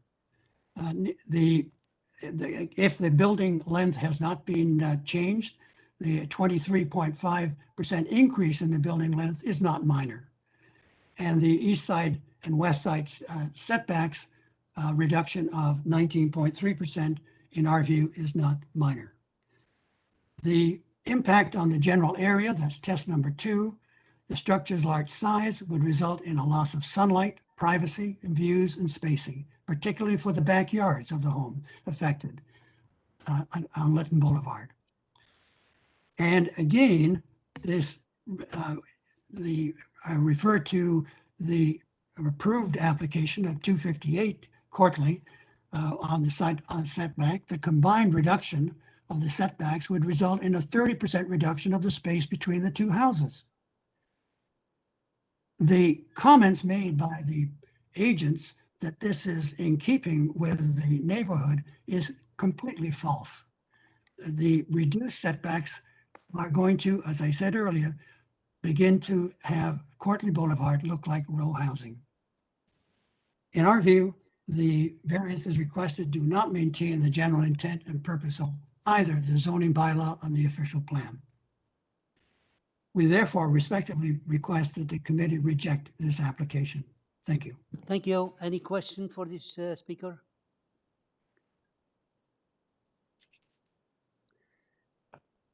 Mr. Klassen, you had your hands. Did you want to speak? No. Okay. Next speaker is Harold Smith. Are you there? Yes, I am. Can you hear me? Yes. Again, we need you please to repeat your name and address for us. Okay. I'm Harold Smith. I live at 150 Hillhurst Boulevard. I've been living at this address for 42 years. I have expert witness standing at T-Lab. I'm a retired architect. I again request if the staff could please show my supporting documents, which are listed on page 2, item number 3. It would help me explain my objections, but in absence of that, I'll do the best I can. This whole thing should be deferred. We haven't had a chance to see it. It's unfair to the residents who are objecting to this proposal, and it's a denial of natural justice. The councillor even asked for a deferral for the same reasons. Nonetheless, I take issue with Mr. Galbraith's assertion that the FSI is 0.93. That's just impossible. There aren't any houses with an FSI of 0.93 on this block, and I'm not aware of any in the Lytton Park area, although there may be 1 or 2. But the average, again, is 0.45 or 0.46. It's nowhere 0.93. And it calls into question everything that Mr. Galbraith asserts about this house. Because if he gets FSI wrong, what else is he getting wrong? I think it lacks credibility, and I'll be quite blunt about it. It's unprofessional to exaggerate to that degree. So, the owners of 256, the previous owners, obtain an FSI of 0.44. in a Committee of Adjustment application in 2009. That's what a minor variance is. This is a massive variance. It should be subject to rezoning. Notwithstanding the fact that the staff is prepared to settle for 0.65, I think that's a compromise, and I think it waters down the intent of the official plan. We know that it's way over the average FSI, and again, it undermines official plan policy 5, I forget what it is, about reinforcing the prevailing physical character of the neighborhood. And again, this house, like the other one, the 258, has a dominant mansard roof, which is unlike any of the original drawings that exist on this block and neighborhood. The roof slope is much steeper. It's about 56% versus 39, 40, or 45. You know, it's just physically impossible for this house to be at 0.93 FSI. I mean, it would be just gigantic. It's going to create shadows on the backyard of 254 Courtleigh in the afternoon, particularly in March and September. It's a pretty insensitive proposal. And if I can just look at the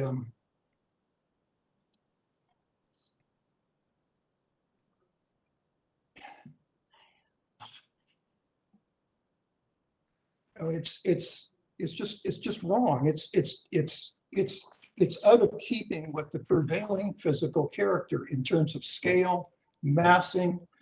You know, if I could show this on the screen, it would be quite clear what's going on. You know, the houses generally have a smaller scale. The existing prevailing houses, which have been here since the 1930s. This is almost like blockbusting. They're gonna fall like dominoes.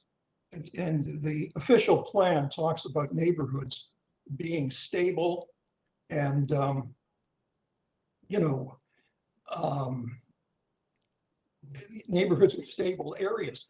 The fact that 4 houses already in the last 3 years have been replaced, and now there's going to be 5, probably 6 are going to be replaced.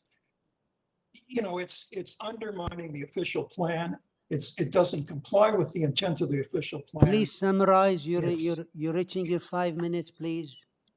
Please well, summarize. Thank you for listening to me. Okay. I just think this thing's a mistake. You're not deferring it. It's just out of place.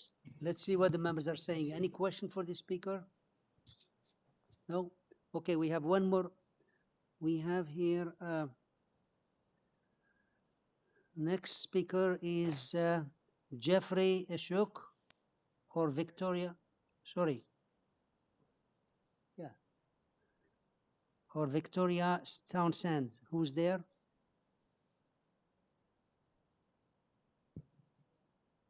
No? Okay. Eli Aaron, are you there?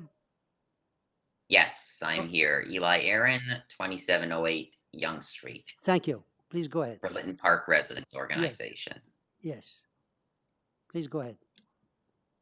Thank you. So here we have another example of not only a house that is obviously too large and does not belong on this street, but plans that are being changed at the last second that the residents haven't seen, and the residents haven't been made aware of the changes. The counselor is not even aware of the changes that are being made. This is absurd with regards to procedural fairness, that again, we have applicants changing the plans at the last minute, and nobody has seen the revised list of variances. Has the city even reviewed the plans and confirmed the variances? I don't think they have, because the applicant's only providing the plans now. This is absurd. With regard to what is proposed, even at 0.65, that's 86% greater than the permitted density. The average density on this block is only 0.45 to 0.46. This is 0.65. It's 40% larger than average. The majority of the houses on this block don't even have an integral garage. This is going to be one of the only houses on the block that has a 2-car garage. That's another 400 square feet that's not even included in the FSI. The gross FSI above grade is more like 0.7, 0.72. It's even higher. It's just not compatible with the existing houses on this block. It is going to contribute to the destabilization of this block, which does not conform with the official plan. The setbacks on the sides are still less than what is permitted. The massing of this house is just not compatible with its surroundings. As Mr. Smith also mentioned, you've got the roof with the tallest part at the front and a false third story, which makes this house look even larger than it is, which is not common in this neighborhood. With regard to the length, we don't even really know what the length variance is now because the applicant has again gone and changed things at the last minute and not told anybody what the variances are. And also, I know that we've heard about this tree. There is a city tree in front of the house. In order to adequately protect that tree, the tree protection zone is going to need to cover over 90% of the frontage of the width of this property. If the tree protection zone is not there, all the heavy machinery is going to need to be driven over the tree protection zone to build the house. And we don't understand how the tree will survive that. And I know a lot of residents are upset about that. A lot of residents are generally not pleased with this proposal or the adjacent one. There's 14 letters of objection for this proposal. The neighbors feel that it's not the fact that we're seeing replacement houses. It's the fact that these replacement houses have a massing of a scale that's up 40 to 50% larger than the average for this block. They just don't belong here. They don't fit with the neighborhood, with the block. The Lytton Park Residents Organization is asking that this proposal be refused. Thank you very much. Thank you. Any question for the speaker? No? Okay, so this next one is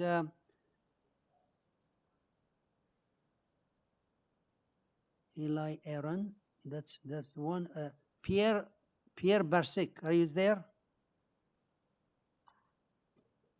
Pierre Barsic. I am. Thank you, Mr. Chair. You're still there. Okay. Could Again, you I concur. Okay. Can you please? Sorry, Pierre Barsic, 271 CORTLEIGH Boulevard. And my wife and I lived here for 20 years. We bought in this neighborhood because we love the consistency of the housing, the streetscape, the canopy, and we are worried that it is changing significantly by allowing these significantly larger than the rest of the neighborhood homes to be built.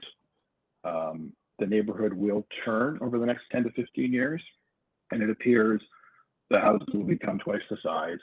Trees are at risk.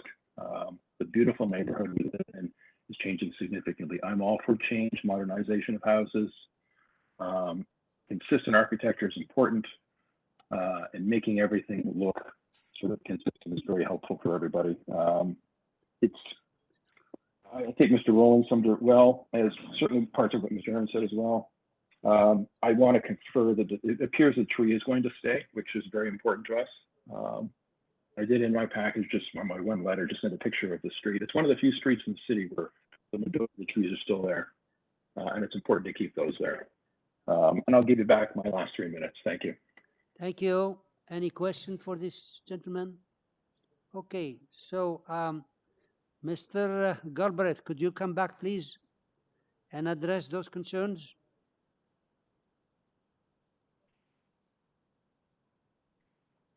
Sean Galbraith, could you please come back? Hi there. Okay. I'm back. Could you please address the concerns here? So first, I want to address There was a suggestion by one of the comments that I said FSI was 0.93 or something absurd. I made no such statement. The proposed FSI we're suggesting would be 0.65. The average approved FSI for the neighborhood is 0.61, which is a negligible difference. We're slightly above the average and well within the range of what has been approved in this area before. Suggestion that maintaining largely the existing side yard setbacks would make it look like a row house. I mean, that doesn't make any sense to me. There was a complaint about a mansard roof. We're not proposing a mansard roof, so I'm not sure if they were familiar with the actual proposal.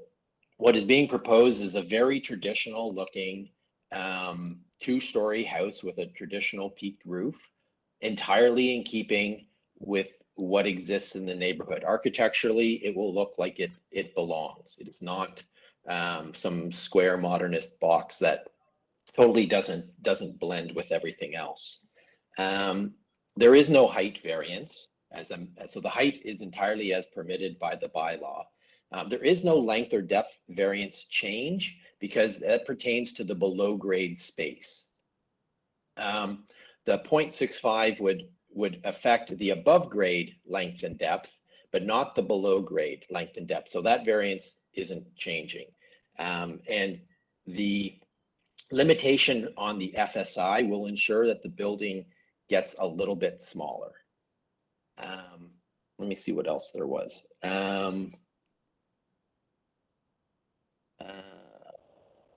There was a comment that this would equate to blockbusting, which I strongly disagree with. This is entirely in keeping with the official plans, stable but not static philosophy on neighborhoods, that they're allowed to change over time, even if it's faster than some long-term residents might think is appropriate. I think that was basically the comments. But if I've missed any, please let me know. I'm happy to address them or any comments or questions you have.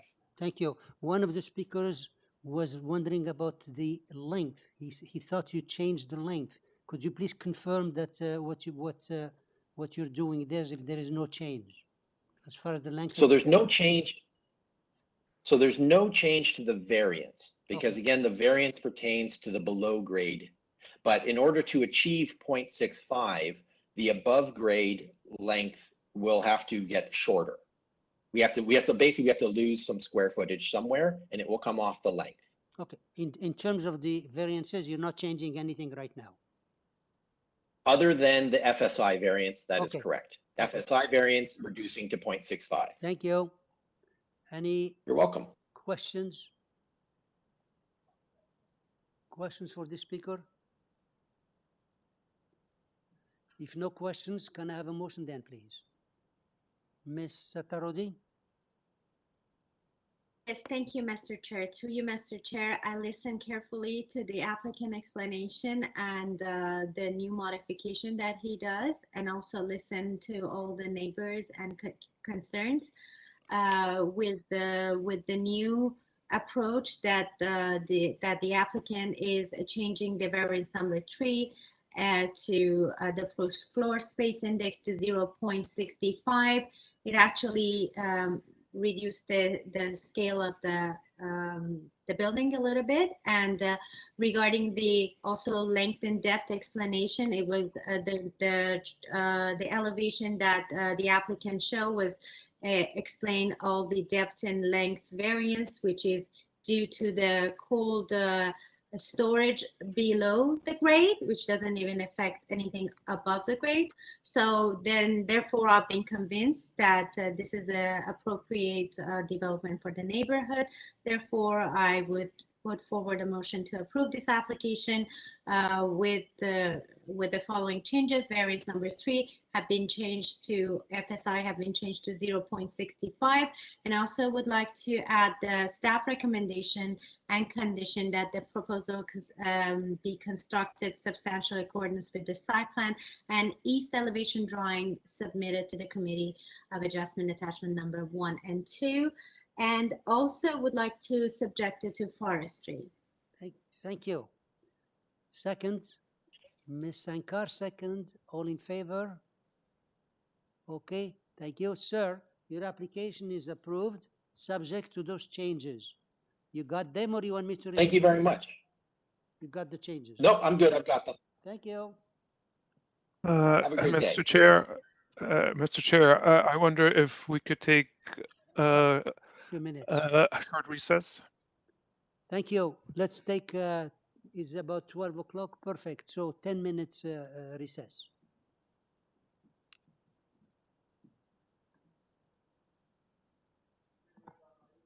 I'm sorry?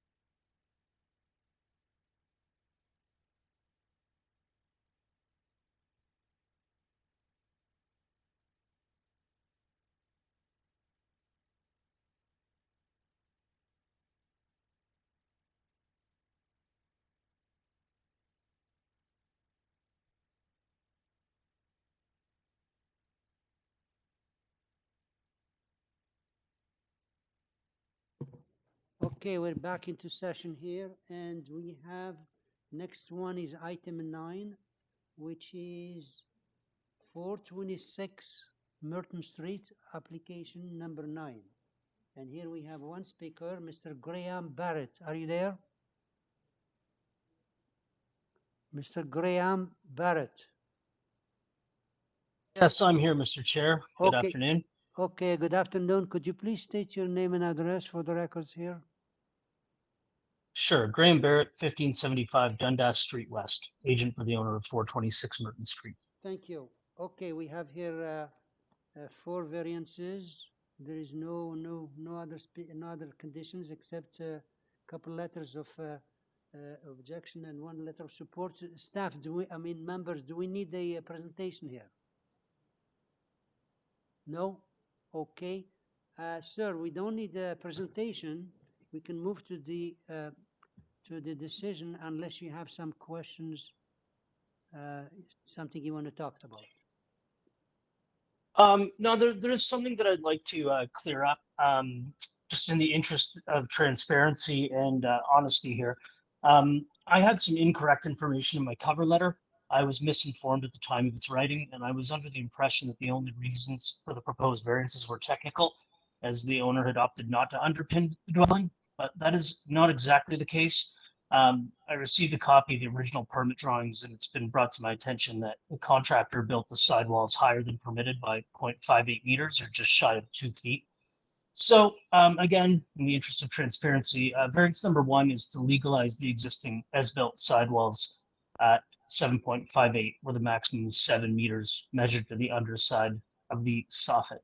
I could go into further detail, but I just wanted to apologize to this committee for mischaracterizing the reason for this variance in my cover letter, but I was working with the information I had at the time. Just a second. Looking at the variances, you have variance number 1, you said it is 7.58. Are you changing anything? I'm not changing anything, no. Okay. All right. Members, any question for this gentleman, Ms. Tarodi?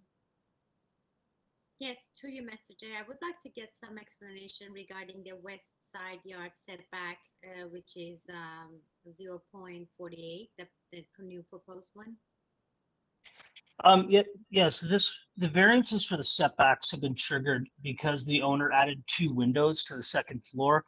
The original permit drawings had no openings on this side, and this is built on the existing footprint. It's my understanding that adding these windows resulted in the setback requirement, and they will be equipped with fire shutters as required by the Ontario Building Code. But again, this is on existing footprint. Any other question? If not, can I have a motion, please?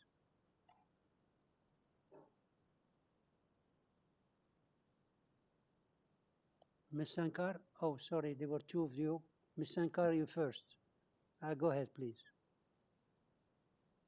Okay, yes, through you, Mr. Chair, upon looking at this application and, reading it through, I don't believe that it's, it's uncharacteristic of the neighborhood. I believe that it does meet the 4 tests. And, I quite liked the honesty also expressed by the agent here today. And I'm going to put forward a motion to approve this application, and I'll just approve it as is. Thank you. No condition. Thank you. Second. Can I have a second, please? Mr. Klassen, and all in favor? Okay. Sir, your application is approved unanimously with no condition. Thank you very much. Application number 10, which is 19 Donlea Drive, application number 10. And here we have Mr. Graham Barrett. Yes, sir. Mr. Barrett, you're again, huh? Okay. That's me. That's you again. Okay, so we have here to convert the existing garage, there is 3 variances. Staff reports as to eliminate number 1. So I ask you, could you please just briefly, some presentation, very briefly, just to cover the change of the staff report request. Sure, gladly. As you mentioned, this is a proposal to convert the existing garage into habitable space and construct a small one-story rear addition and rear deck. The garage will serve as storage space, a laundry room, a powder room, and so on.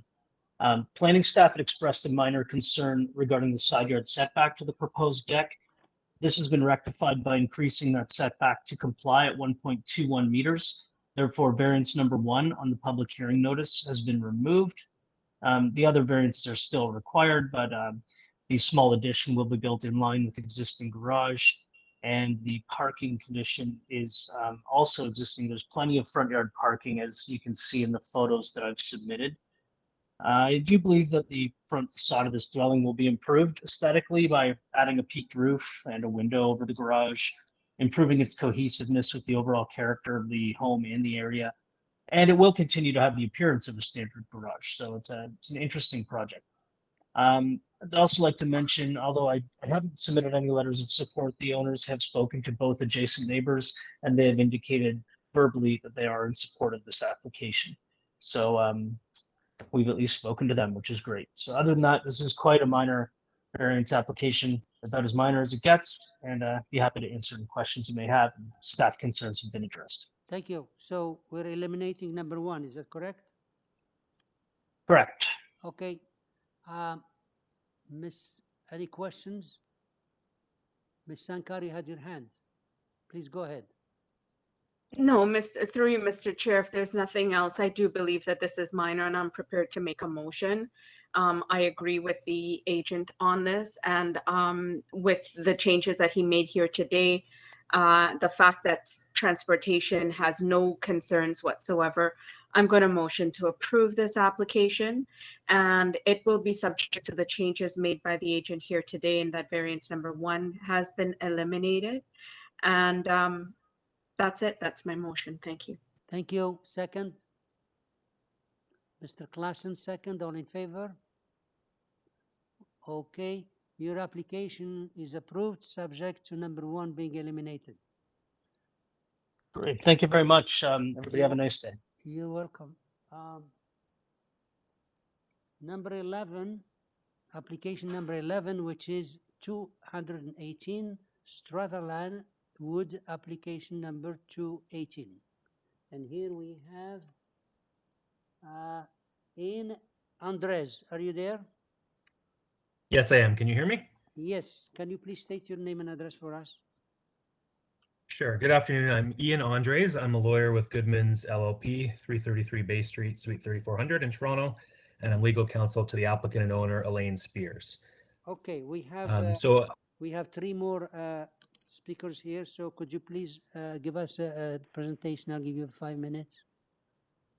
Yes, thank you. So I see that the presentation package submitted by Richard Wengel's office is on the screen here, so I'll speak to that. The requested variances can be summarized as follows. There's a request for an increase in permitted lot coverage to 39.42%, an increase in permitted building height under the old bylaw 7625 only to 10.4 meters, and as you know, that's measured from the center line of the road. The project's actually compliant with the 10-meter height limit under 569/2013.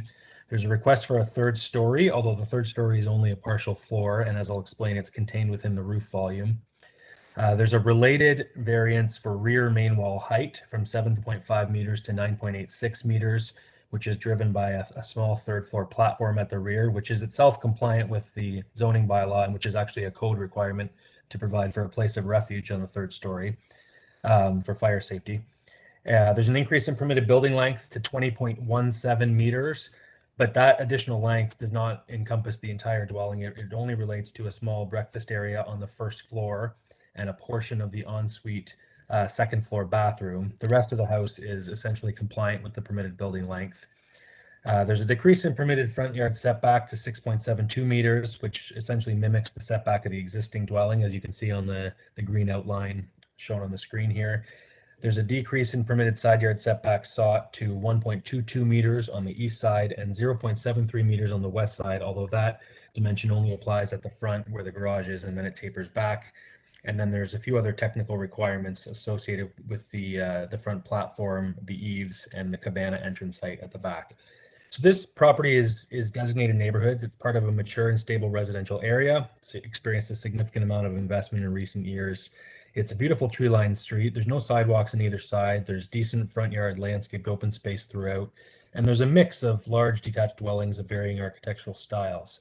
And you can see on page 3 here, we provided a context map with shown in green a number of other third-story approvals in the neighborhood. And if you go to the next page, you can actually see photographs of several other existing houses in the neighborhood, recent builds that have third stories. I know from my own personal experience that this committee has approved third stories recently, including a couple on CORTLEIGH, and there's been ongoing TLAB appeals associated with those, but it's not unprecedented by any stretch for third stories to be approved in this neighborhood. And in fact, it's quite commonplace to have third story living space with dormers projecting out of the roof, as you can see on all these photographs. I'll come back to that in a moment when I speak to the planning comments, but if you can please forward to the next couple of pages. We've also provided context maps showing that the setbacks being proposed are also commonplace in recent approvals in the neighborhood, as well as the lot coverage. Mr. Wengel's office had dropped off information packages to the immediate neighbors 3 weeks ago, inviting them to contact his office if they had any concerns. There were some emails received and some concerns expressed, but unfortunately, the neighbors were not really willing to engage in a productive dialogue. So here we are today, and we're aware that there's a few objection letters that have been filed. Many of the concerns expressed seem to be based on either a misunderstanding of what's proposed in terms of length and third story and setback, or in some cases really focus on numerical percentages, which are not the governing factor under the 4 tests. And some of the issues raised about tree removals are not actually driven by the variances being sought, but rather the proposed rear yard swimming pool. And we're aware that Urban Forestry has filed a memorandum indicating that a private tree removal application would be required. That's not what's before the committee today. None of the potential tree removals are triggered by the house itself, as Forestry notes. And the memo clearly states that Forestry staff do not object to the variances. They're just providing their advice that the private tree removals may not be granted. With respect to city planning, staff have raised a philosophical objection to the third story and a related objection to the rear wall height. Staff have no concerns with the overall building height, any of the setbacks, length, or coverage variances. And planning acknowledges that the proposed side yard setbacks are common in the neighborhood. So staff have indicated that if this committee sees fit to approve, that they would like to see a condition tying the approval to the plans, which we are fine with. With respect to the third story itself, the premise for planning staff's objection is that it will potentially destabilize the neighborhood and achieve a more, and that the zoning seeks to establish a consistent built form streetscape. But in fact, the plans here, and if I could just have another 20 seconds to speak to the last rendering, if you could please go to the last page of the presentation package, you can see the house when viewed from the street does not actually even show a third story because there's no front facing dormers or windows proposed. The third story is entirely enclosed within the roof line. There is a west side dormer to accommodate a staircase leading up to it. But again, that's entirely consistent with the built form in the neighborhood. Other houses have dormers. And at the back, the only indication of a third story is the small recessed balcony, which, as I mentioned, is a building code requirement. So it's our respectful submission that this house does, in fact, fit well within the... Can I ask you please to summarize? You passed your 5 minutes, and we'll get you back after the other speakers. Okay, so in summary, we feel strongly that this application does conform to the 4 tests under the Planning Act. It's a positive example of reinvestment in the community, and we request that the committee approve the variances subject to the conditions sought by Planning and Urban Forestry. Okay, just to be clear, you talked a lot about 3-story. We have a staff report that you're aware of it, to refuse number 7 and to refuse number 13, which is exterior wall height. So you want to leave those both, right? You don't want us to remove them. That's correct. We're seeking approval of those. We think that the third story is appropriate in the circumstances, given the design of the house. Okay, let's see what the members are saying. We'll bring you back after the speakers here. Thank you, sir. Next speaker is David McCarthy. Are you there? Mr. McCarthy, are you there? I am here. Can you hear me? Yes. Could you please state your name and address? 1 second. Yes, David McCarthy. My wife and I, Kathleen Murphy, live at 220 Strathallan Wood, which is immediately to the west of 218 Strathallan. As such, we are the neighbor most affected by the proposed build.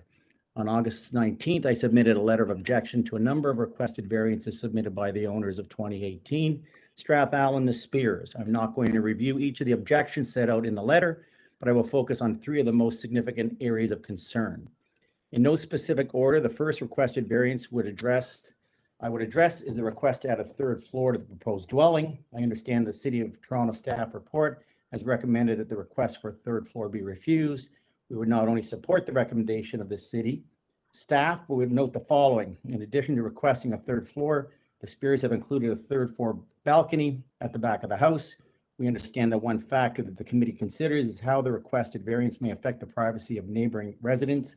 As a neighbor is immediately adjacent to 2018 Strathallan, who spend a lot of time in our backyard, the third floor and specifically the proposed balcony will materially affect our privacy. Our second principal area of concern is a request to permit the building length to be 20.17 meters, whereas the permitted length is 17.0 meters.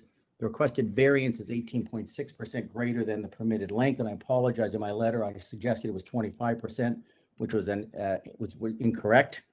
I also learned yesterday that the requested variance does not include the enclosed outdoor room on the west side of the house, which is noted on the plans, and which extends the back of the house by an additional 2.03 meters. As it appears to be clearly part of the house, I'm not sure why this portion is not included, but in any event, this room, which abuts our property, extends the back of the house to 22.20 meters, or almost 30% beyond the permitted length. In its public hearing note, it states that to approve the variances, the Committee of Adjustment must be satisfied that the timing of must be satisfied that among other factors, the variance requested is minor. Quite simply, I do not see in any circumstance how a requested variance of 18.6% or almost 30% when one considers the attached outdoor room can be considered minor. Our third principal area of concern is the request to permit the west side setback to be between 7.3 meters and 0.94 meters, whereas the required minimum setback is 1.8 meters. As the neighbor immediately to the west of 2018 Strathallan, this request most directly affects us. At 0.73 meters at the front portion of the house, the requested variance is almost 60% less than the required setback, and at 0.94 meters for the rear of the house, the requested variance is almost 48% less than the required setback. Again, I have to ask how such requested variance can be considered minor. At a minimum, I would ask that the committee at least require that the portion of the proposed house which extends beyond the main structure of the existing house and which parallels our home has a setback of 1.8 meters. Thank you. Thank you. Any question for the speaker? Okay. Next speaker is Mark Franklin. Are you there? Mr. Franklin, are you there? He's not there. Okay. Robert and Amanda Levin. Yes, I'm here. Mr. Levin, could you please state your name and address for us? Sure, it's Robert Levine at 421 Glencairn Avenue. I am the property northwest of the application's property. Thank you. So please tell us what's your concern about this application. Firstly, the application states that that the variances requested are minor. I see in no way are they minor, as I stated out in my letter. There was 15 variance requests that were applied, but I'll focus on the ones similar to what my other neighbor just mentioned, which was around height, the side setbacks, and the lengths. Those requests vary from 25 to up to 60% of the bylaws. And if the bylaws themselves are correct and not outdated, then I see no reason why an application would come to the committee with such a materiality applied to it. It makes no sense to me as to why we would waste everybody's time for something that is just so in excess of what everybody is supposed to be abiding by. And then next point is I want to clarify some statements that were made by the agent, the gentleman from Goodman's. He was showing homes that were have third stories in the neighborhood. Many of those which are actually on Alexandra Wood, which is a deep ravined lot sloping down. So very different street, very different, almost portion of the neighborhood. So I don't think those are appropriate, precedents or comparables at all versus what we're talking about. We have deep lots with treed backyards that are shared by everyone, and such a large major construction that's being proposed would literally be towering over all the other neighbors. And then lastly, there was a comment made by the agent that the neighbors had received packages. That is not a correct statement, at least not to all neighbors. I did not receive a package. I was contacted after I was notified about the request. So I would say that, typical of what we would see for these committee of adjustment applications, I would say that the process was not followed by getting sort of neighbors on board in advance. And I think we would have all saved ourselves a lot of time here had that actually happened. Thank you. Thank you. Any question for this gentleman? No? Okay, so we bring back the agent here. Mr. Chair, if I may. Yeah. It would appear that Mr. Mark Franklin is now present. Okay. Mr. Franklin, are you here? Yes, can you hear me? Yes, can you hear Okay. me? Okay, could you please state your name and address for us? My name is Mark Franklin, 419 Glencairn Avenue. I am to the north of the property, and my property touches onto this application. Okay. Mr. Chair, as others have said before, and I'm not going to go into the details because they've laid them out very clearly.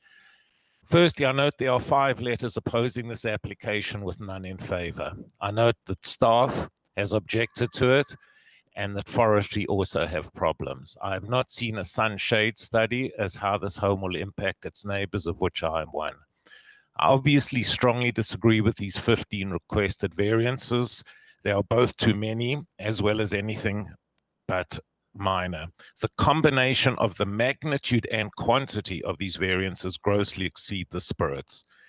The owners, agents, and architect will try and hoodwink the neighbors and the Committee of Adjustment into believing that this city always grants these variances and that these type of variances are common and normal. They even said this in their letter to us. In the application, they cherry-picked 3 of the 15 variances, which are third-story setbacks and coverage, and give examples of where these variances have been approved in the past.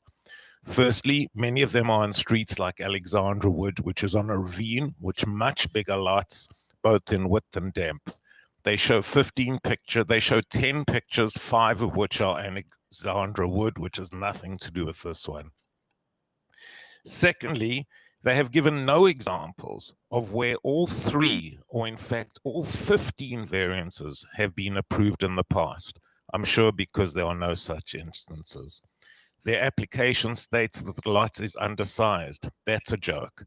This lot is bigger than most lots in the city. They also state that their house will sit on some of the existing house's footprint, will then build it to the existing house's footprint. They also show scant regard for the city forestry requirements and selfishly want to remove 3 healthy trees to build a swimming pool. Even today, listening, I see that most other people have asked for 4 to 6 variances. They want 15. If you grant these variances, owners and architects like this will be back at the committee in a few weeks using this house as the new benchmark from which to ask for even more variances. They have asked for the universe, hoping that they will concede on a few of their variances and still be left with the sun, the moon, and the stars. They believe it's better to ask for forgiveness than to ask for permission. I take strong objection to the absurd statement that we did not engage in productive dialogue. This is simply not true. The owners and architects knew about their plans months ago before they submitted them, yet they did not bother to let any of us know. They waited till we got a thing in the mail. We have had numerous backwards and forwards via email, which in our attempts were productive. So the statement that we did not is just flat out not true. I urge you to put a stop to this kind of abuse of the city building code and the purpose of minor variances. Applications like this hurt other people's genuine requests for minor variances. I respectfully ask that the committee reject this in its entirety. Do not let them cut and paste and make some changes. Send them back to the drawing board and do it the proper way. Thank you, Mr. Chair. Thank you. Any question for this gentleman? Okay, so Mr.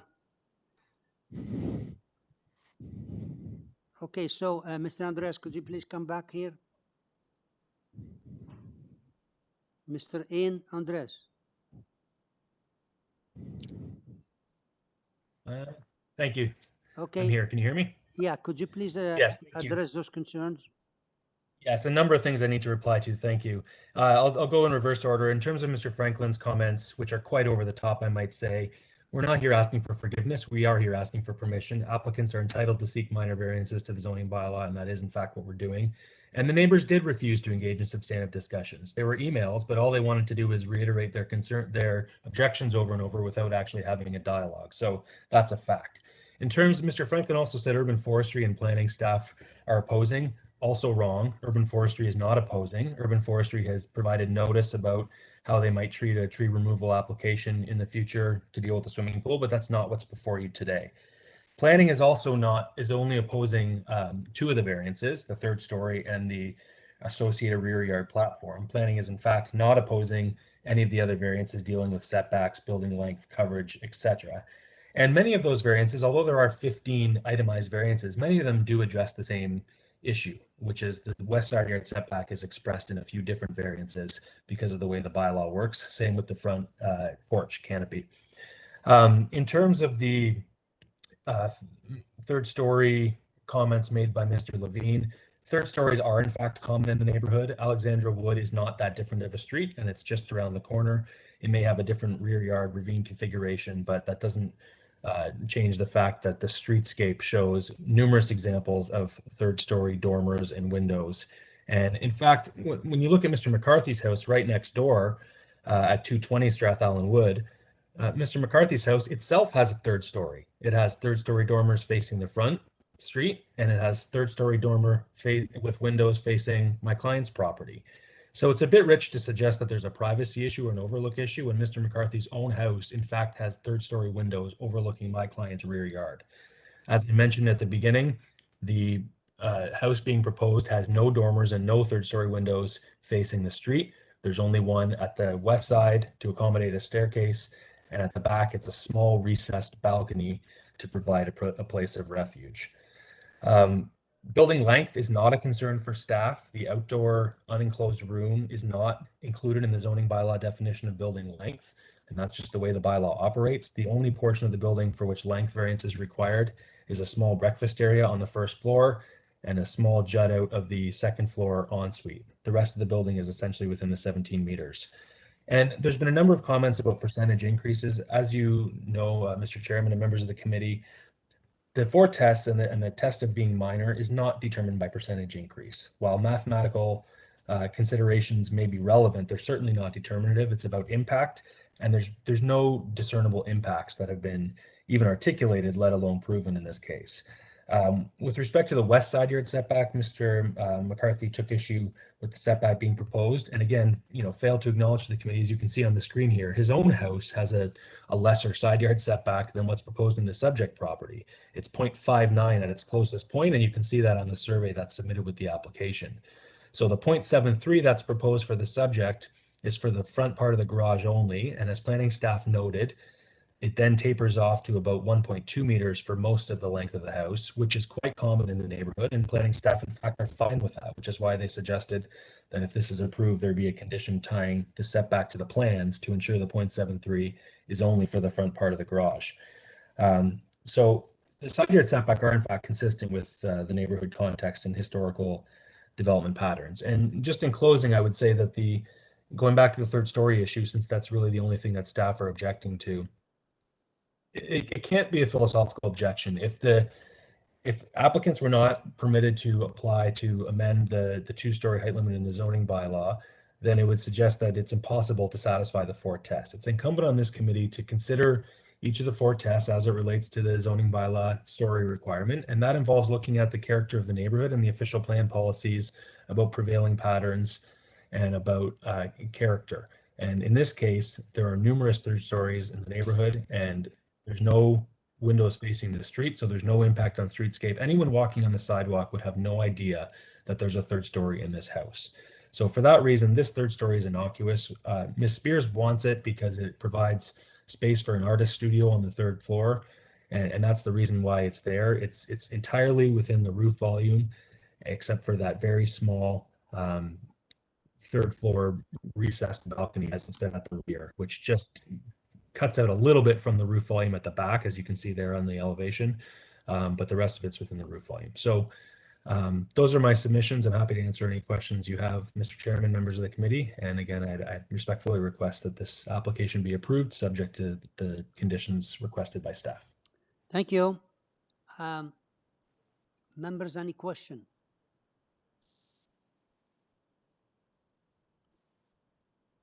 If there is no question, I'm entertaining a motion, please. Can anyone, Mr. Klassen? Yes, Mr. Chair, thank you. I will attempt to craft a motion here after listening to all the speakers and trying to understand the concerns and reading the staff report. I think the staff report tries to find a measure of balance. So I'm going to base my motion on what staff have proposed. So that is to approve the application, but reject variance 7 and also variance 13, and to tie the approval to the site plan that's been submitted. There's also urban forestry as well. Thank you. Thank you. Second, Ms. Sankar seconding. All in favor? Opposed? Ms. Atarozi is opposing. And sir, your application is approved subject to those changes. Condition of forestry and refuse number 7 and number 13, and to build in accordance to the site plan. Thank you, Mr. Chairman, members of the committee. Okay. Have a nice day.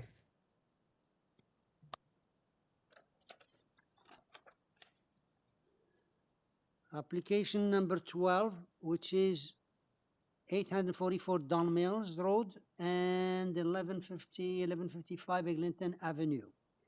Now here we have the agent.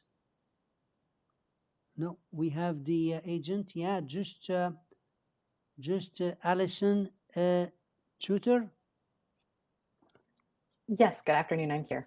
Hi. Could you please state your name and address for us? My name is Allison Tudor. I'm a planner and associate with Boulevards, Inc. Our address is 3 Church Street, Suite 200 in Toronto. Thank you. Okay, so we have here the just one variance regarding the bicycles on the below the grade, and the heritage planning have no objection. Let me check with the members. Do we need a presentation here? No. Okay, we don't need any presentation. We can move straight to the decision. Did you want to add something? No, I'm happy to answer any questions if there's questions. Thank you. Okay, question or motion, please. Ms. Sankar? Through you, Mr. Chair, I'll put forward a motion. I think the application is self-explanatory, and I do believe in looking at heritage having no concerns, and as well as ravine and natural protection. There's been no concerns whatsoever. I'll put forward a motion to approve this application without condition. Thank you. Second. Mr. Klassen seconding. All in favor? Okay, unanimous. Your application is approved unanimously with no conditions. Thank you so much. Have a good afternoon. Okay, thank you. Item number 13, which is 75 Lawrence Crescent. Lawrence Crescent. And here we have, are you there? Nicholas Ansero, are you there? Yes, I am. Thank you. Can you please state your name and address for us? Yes, my name is Nicholas Antro, and the address is 31 Scarsdale Road. Okay, we have here 2, 4, 5 more speakers, and therefore we need a presentation from you. And yeah, I'll give you the 5. As you know, I don't know if you saw the comments here. This is to build a new building just for variances. There's condition. There are letters of objection, and the councillor is asking to refuse it. So could you please address those concerns, and I'll give you your 5 minutes. Great. Thank you for hearing me today.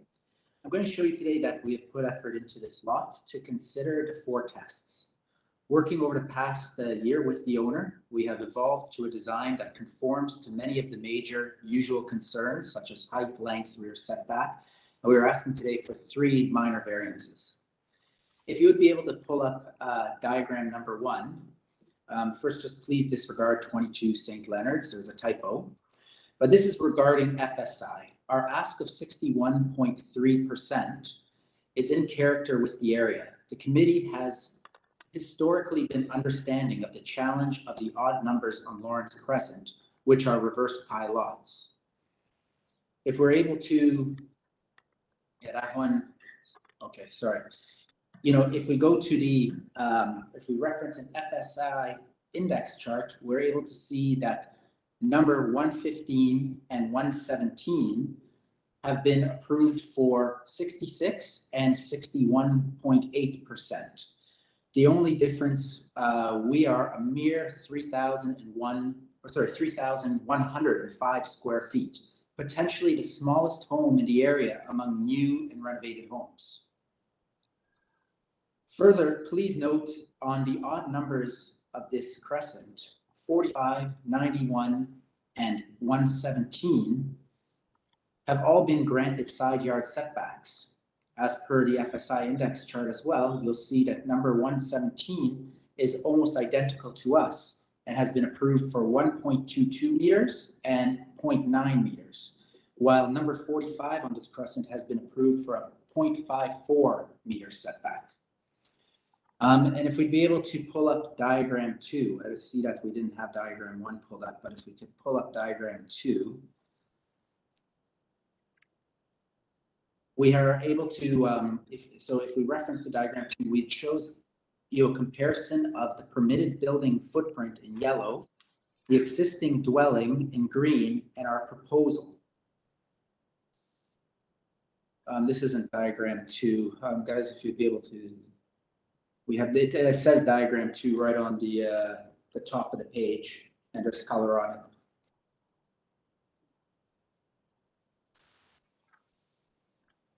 So when we, moving on this, moving along on this diagram, you'll see it in a moment. I don't know if you guys have it on your file there.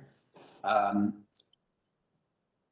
the west, you see that we are 1.2 meters, where in green, you will see the existing home ranges from 1.14 to 0.67 meters. So this is an improved situation from what's there.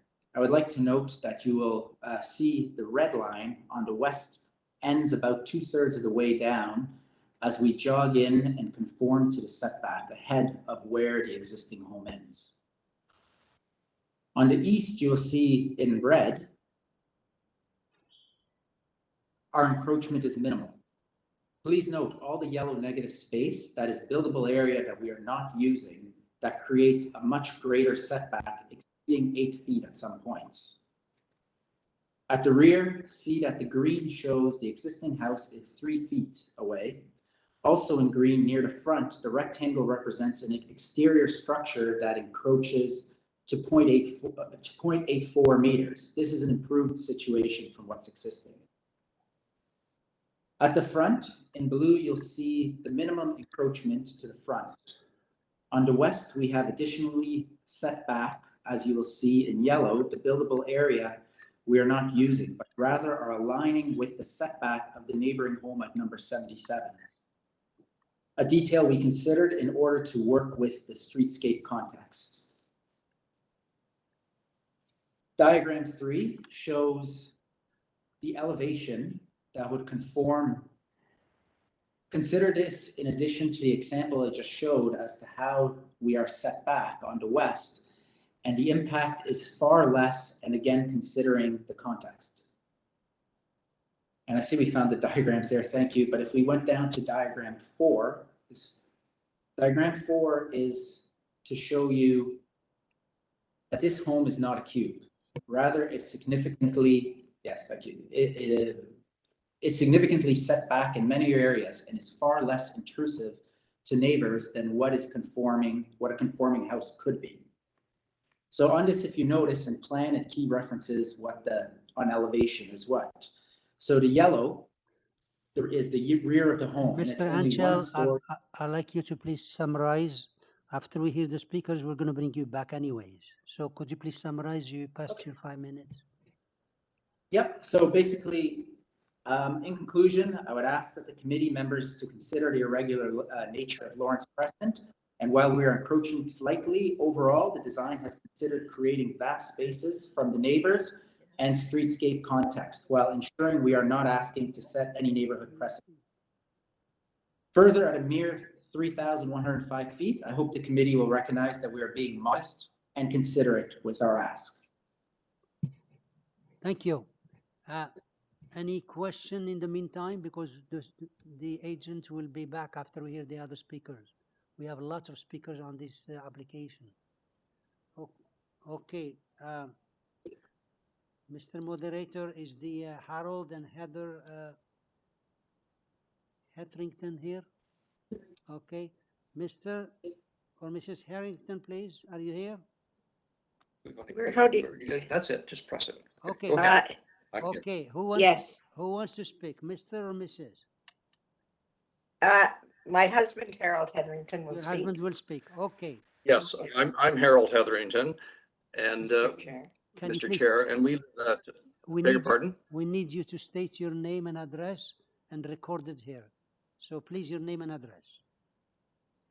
Harold Hetherington at 88 Lawrence Crescent, Toronto, Ontario. Thank you. So I'll give you the 5 minutes and tell us what's your concern about this application.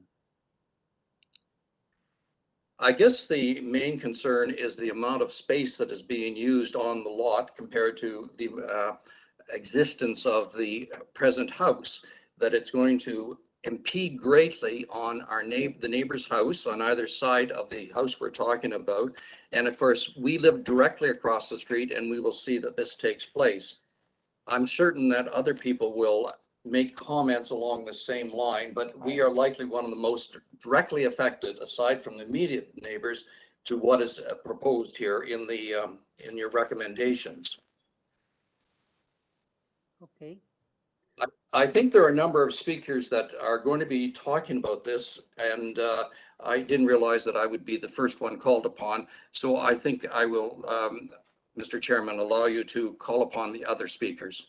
Thank you. Thank you for allowing us. I have a lot of other speakers. So any question for this speaker? No? Okay. Next is Heather Evans and Derek Ferris. Are you there?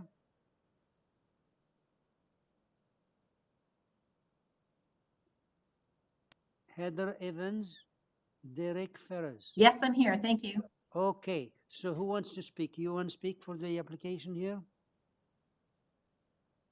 Could you state your name and address, please? Sure. My name is Heather Evans, 65 Lawrence Crescent. Okay. And could you tell us what's your concern about this application? Yes, I'll be brief. There was a letter that we had prepared dated August 24th, 2021 to the Committee of Adjustment that outlines our concerns, which I believe are generally consistent with those shared by many of our neighbors, particularly those immediately adjacent to this property. I'll be brief. Our reasons for the objection are threefold and relate to the three variances being sought. The first is the size of the proposed dwelling with a floor space index of 0.613 when the bylaw provides for a maximum of 0.35. So this is not a modest home as the proponent described and is considerably larger both than the existing dwelling and that contemplated by the bylaw. I think the design of the home is also fairly intrusive with the large banks of windows that would overlook the immediately adjacent neighbor's home and backyard. The second concern relates to the front yard setback, which is not consistent with the existing bylaw and also not consistent with any of the homes. So it would significantly change the streetscape. And finally, we are concerned about the lack of consultation. The failure to discuss this proposal with the neighbors, I think, has caused a lot of complications with this particular proposal. So thank you very much, Mr. Chair. Thank you for being brief. Any question for this speaker?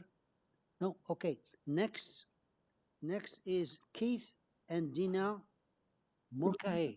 Are you there? Are you there, Keith and Dina Mulcahy? Anyone would like to speak on this application? No? Okay. How about next one? Smith, DONLEA Smith? Yeah? Okay, DONLEA. Yes, I'm here. Okay, good. Yes, I'm here. Good. Could you please state your name and address for us? Yes, I will.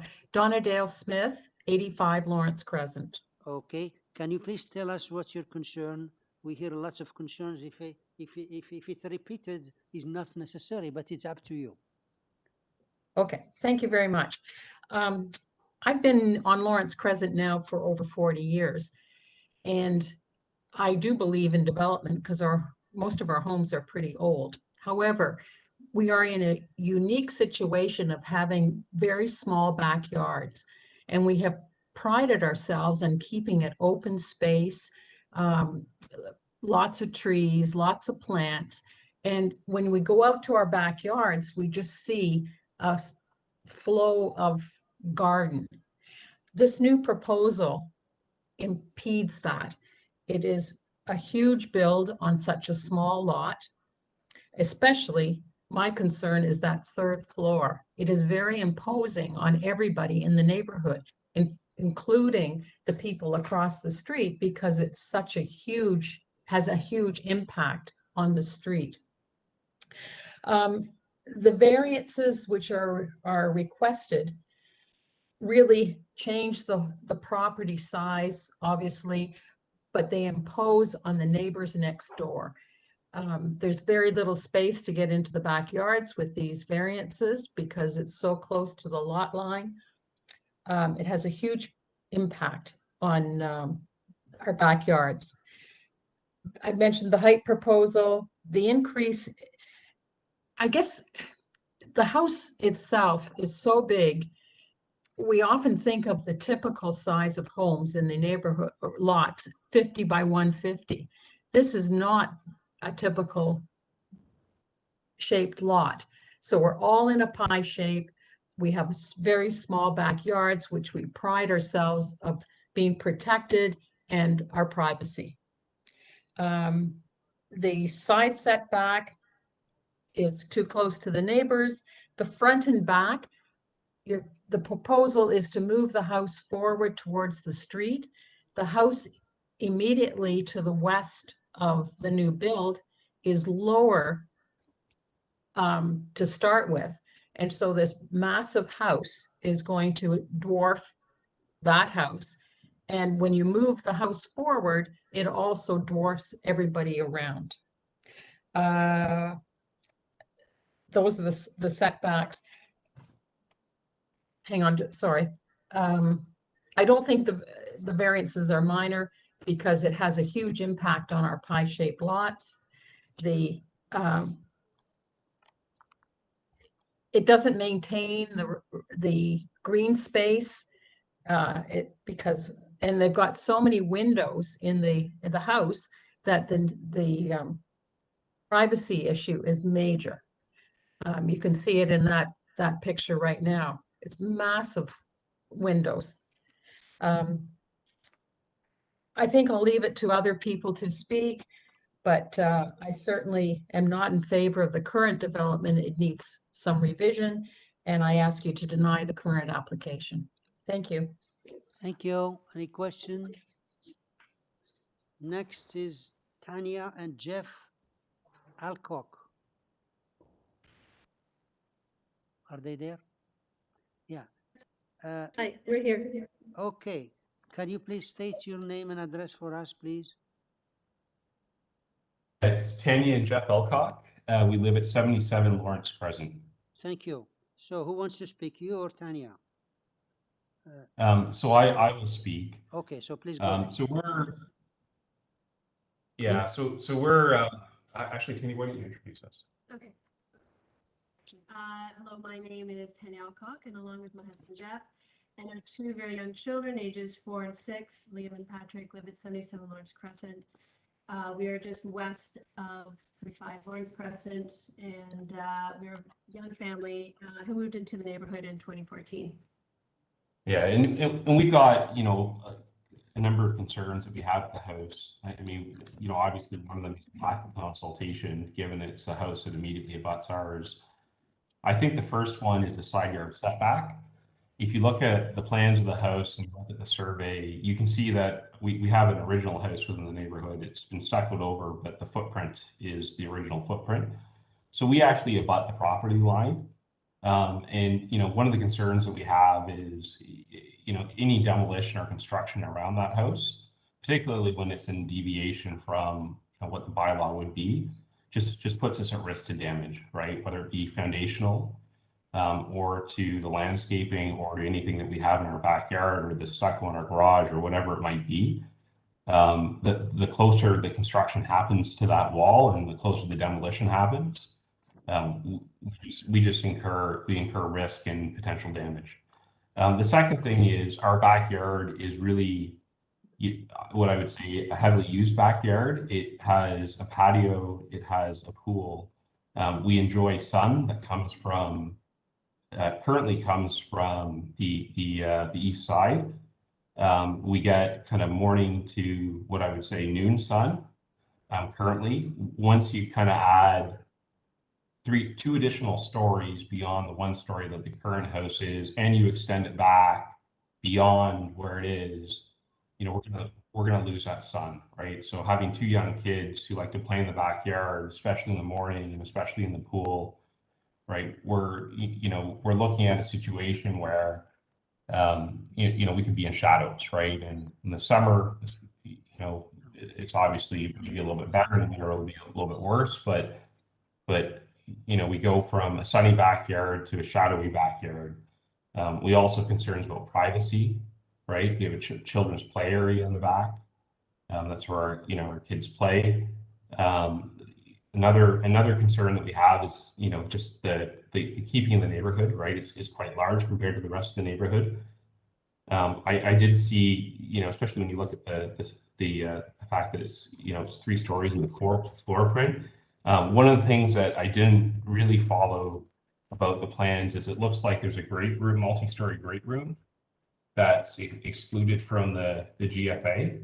I guess that's because it's multi-story. They don't count the fact that they exclude it because there's no second floor. It's just an empty space, but it does mean it's a really big envelope, right? So when you look at some of these precedents that the planner has quoted, you know, there's some context that has to go on it. So one being this envelope is, you know, quite big, and it's quite a bit bigger than those homes that they've referenced. In fact, some of the precedents that they referenced, I found it kind of funny because I think it was 115 Lawrence Crescent was actually refused by the COA, and then went to the OMB, and the OMB approved 0.57. And then an error was made in the calculation, and it ended up at 0.6 because they needed to come back to the COA to get a 3rd story that was existing within the roof approved by the Committee of Adjustment. So it sounded like an accommodation more than anything else. And when you look at many of these precedents seem to also involve the Committee of Adjustment asking the owner to reduce below what the current applicants have proposed, and certainly to reduce below. I did, the quick math on the gross floor area. And if you add the great room, you're actually a lot closer to, to 0.66 and 0.67 than you are to 0.61. So I would, I think our request would be that the Committee of Adjustment, looks at the impact that this is going to have, particularly to the neighborhood and our backyards and our enjoyment of the property. It looks at kind of the safety of the construction, the demolition that's going to happen around our home. And then it looks whether or not, this is really warranted, particularly given the process that we went through, right? That there wasn't an attempt to consult. There wasn't an attempt to look for compromise. There wasn't an attempt to do anything other than ask for the variances. So we are opposed to it. We're always happy to engage in a dialogue and a consultation. We're not anti-development at all. Yeah. And we'd like to see people have a home that they're happy with. Sir, your 5 minutes is finished. Could you please summarize? See if there's I think my summary would be we're opposed to the setback due to potential damage to our home. We're opposed to the height. Sorry, we're opposed to the gross floor area because we don't think it's representative of the actual envelope in the home, given they've excluded the part of the great room. It impacts your son. It impacts our privacy. Okay, I'm sorry. I have to cut you off. I'm sorry. Any question for this gentleman?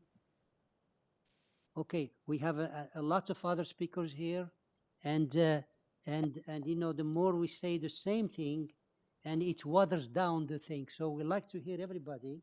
I have here 15 letters of objection and 4 variances. So please, if you agree with the other speakers, let's move on rather than repeating the same thing all over again. So the next speaker is Don Fitzpatrick. Just a second. Jackie Scrooge, is that, are they there? Right. Okay. Thank you. Here. Yeah. Hello. Could you please I'm state? here. Yeah. Could you please state your name and address, Right. and tell us what serious problem do you have with these 4 variances? Okay. Well, Jackie Scrooge, my husband Brian is sitting here with me, beside me. We're at 67 Lawrence Crescent. We're immediately to the south of, we're adjacent to the 75. And I was really encouraged by one of the last speakers who said that an increase in FSI doesn't determine whether or not a variance is major or minor. It's the impact of the building. And that's what I'm going to talk about, is the impact of this massive building next to us. We were attracted to Lawrence Park because of the variety and architectural styles and the varying elevations of the home. We're not opposed to new development. In fact, there have been several on our streets that have accomplished the neighbors' objectives for space and yet maintain the character of the neighborhood. The Committee of Adjustment over the past few years has continually increased the allowable FSI, so much so that the character of the neighborhood is threatened. I ask you to stop raising the FSI incrementally every year. Stop for our personal safety, for the safety of the structure of our building.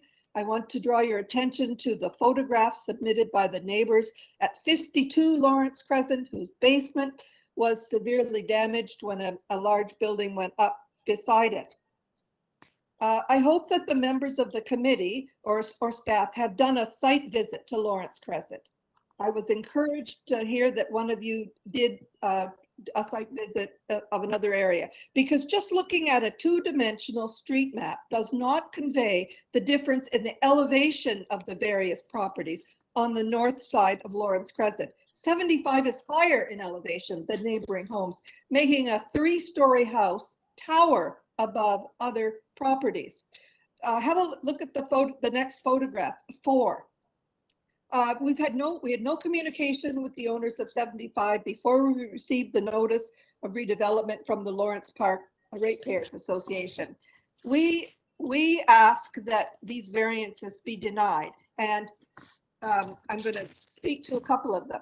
The houses on the inner circle of Lawrence Crescent are pie-shaped. They are smaller in areas than the rectangular lots on the outer circle.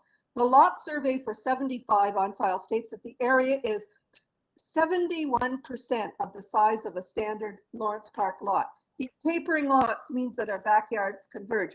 The applicant is asking for a permitted floor space of FSI of 0.613, where the bylaw provides for a minimum of 35.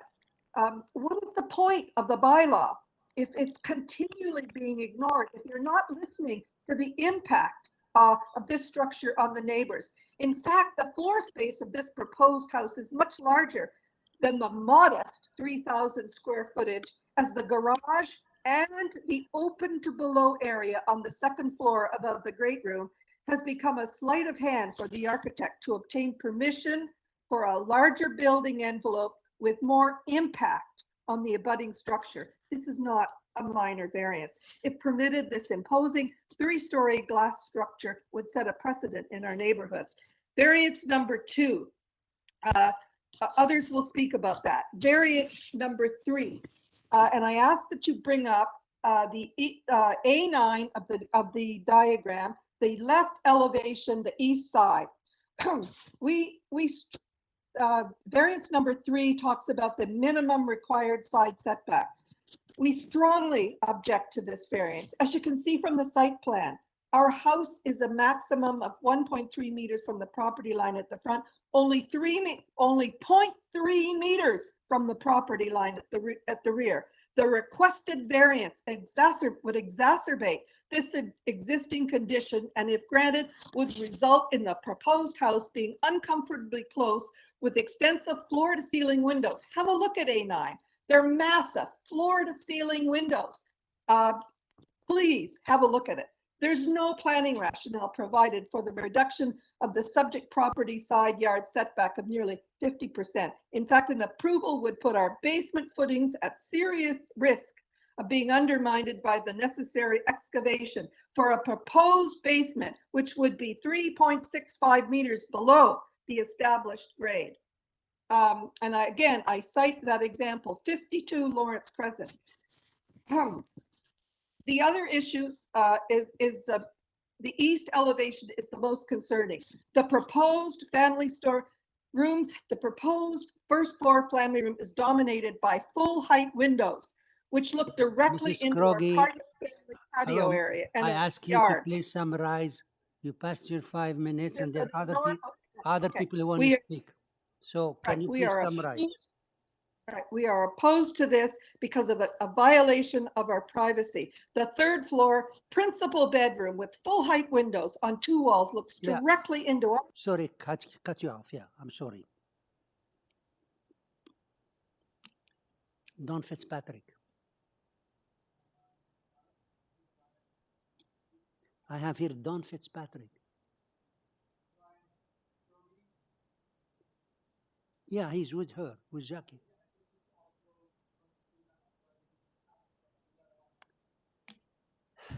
If you told me.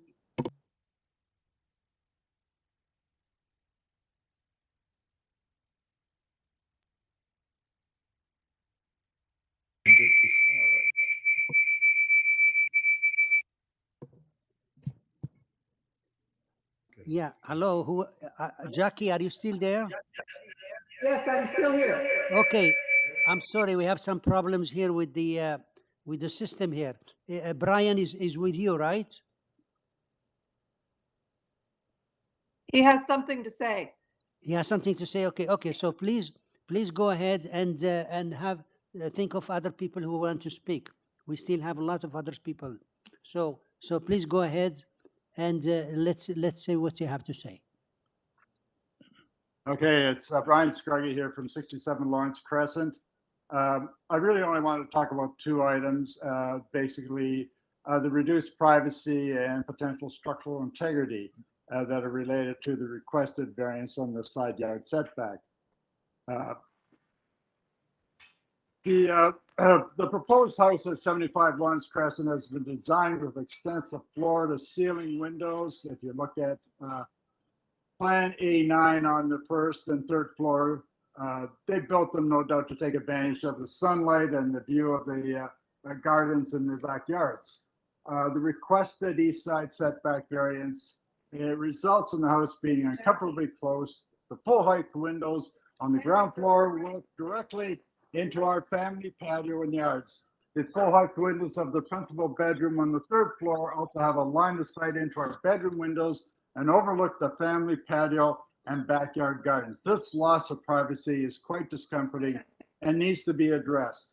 My wife's already talked about the concern about the structural integrity of building a house next door that's going to be almost a 10-foot basement below grade, which is going to undermine our basement in our house, and we're concerned about the structural integrity.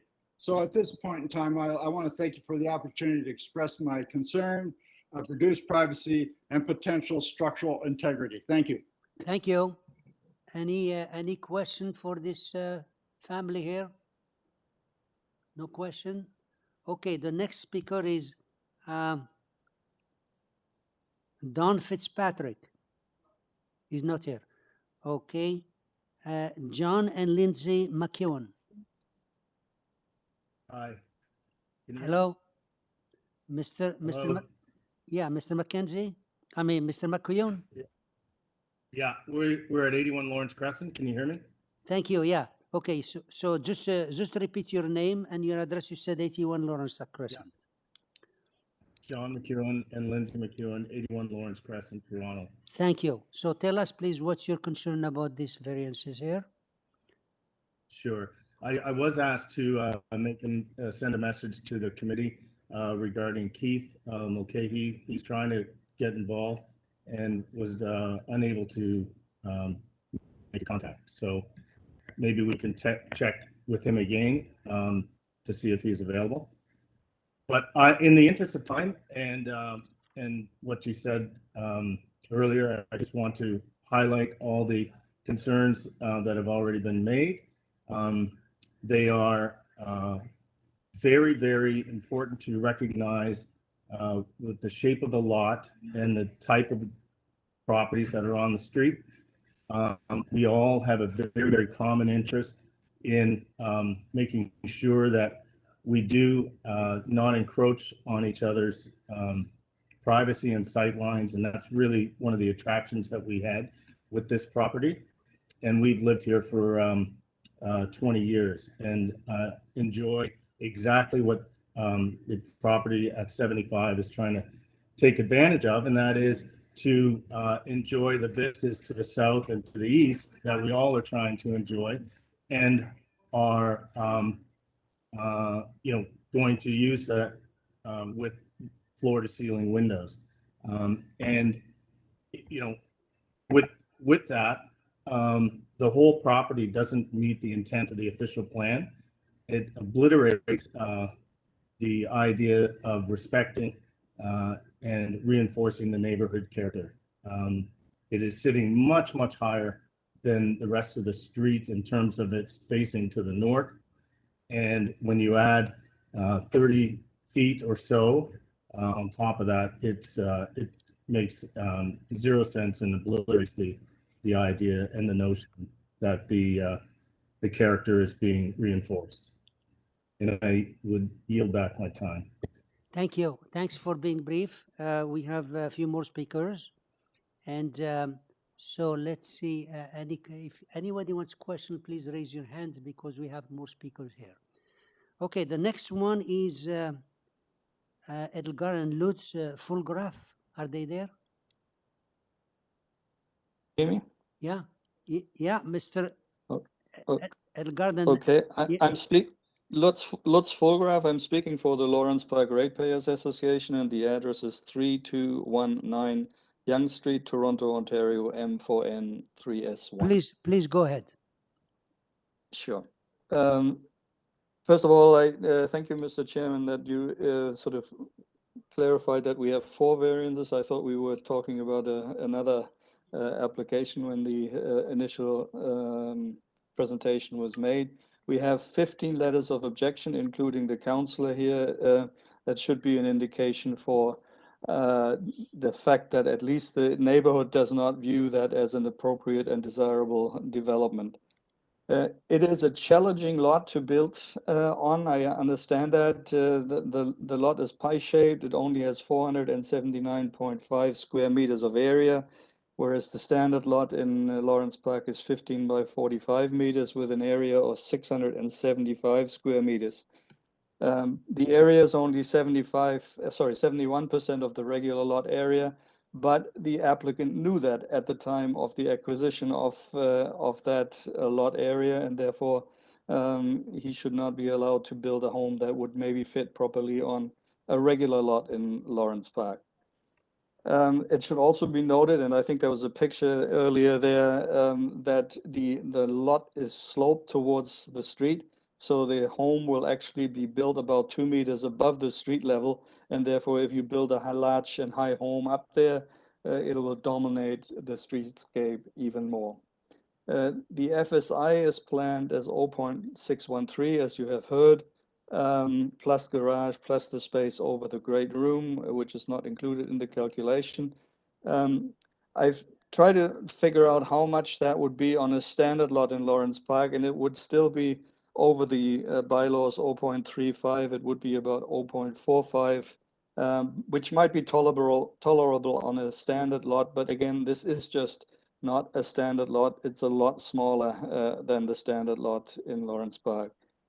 The front yard reduction, especially on a lot that slopes down towards the street, is of concern because it makes that high house even more dominant for the streetscape and alters just the feel and the character of the street.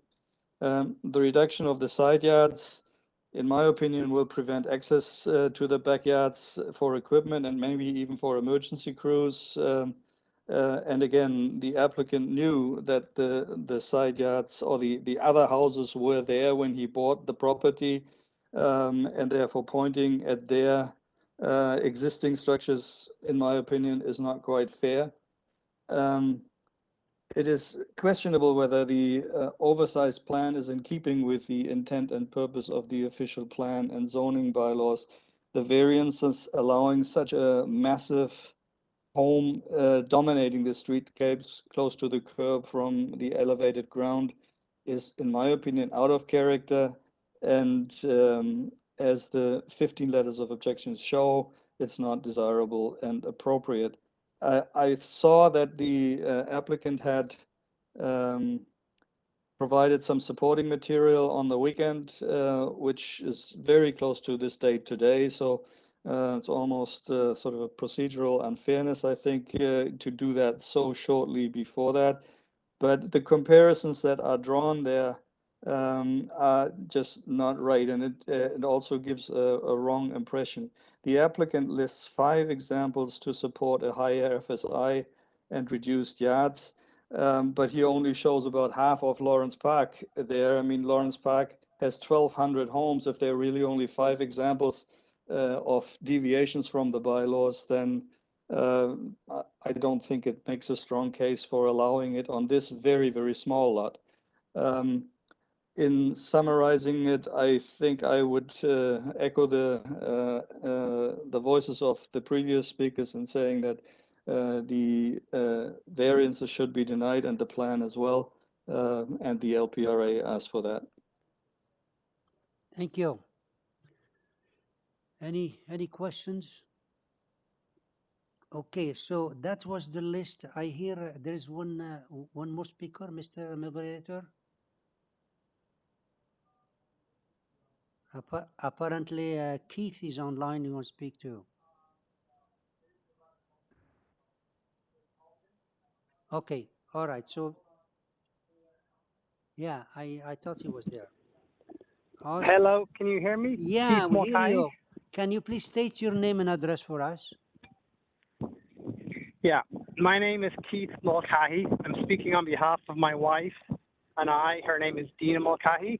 We live at 86 Lawrence Crescent and have been living there for for 16 years. Okay, so do you have anything different from what we heard before? I will keep it brief, as I think Thank you. my neighbors are all in agreement with us that this house, the proposal is too large, and the height, the house is on a very elevated tableland. There are no three-story houses on our street, so this would set a new precedent of allowing three-story houses on the street, particularly on an elevated tableland. I would also like to add that I think there are way too many windows in the house, and it's going to look like a glass box. They would be my main concerns. And then I would also echo somebody else's concerns that, you know, we were welcoming, very welcoming neighbors to Isabel and Zubin when they came to the area, and we were very disappointed that they made absolutely no attempt to communicate with us or any of the other neighbors. They do know our texted addresses and our emails, and you know, we used to allow them to park on our lot and for their children to play in our trampoline. And then the fact that they made absolutely no communication with us that they wanted to build a three-story glass box structure opposite our house, we find disappointing.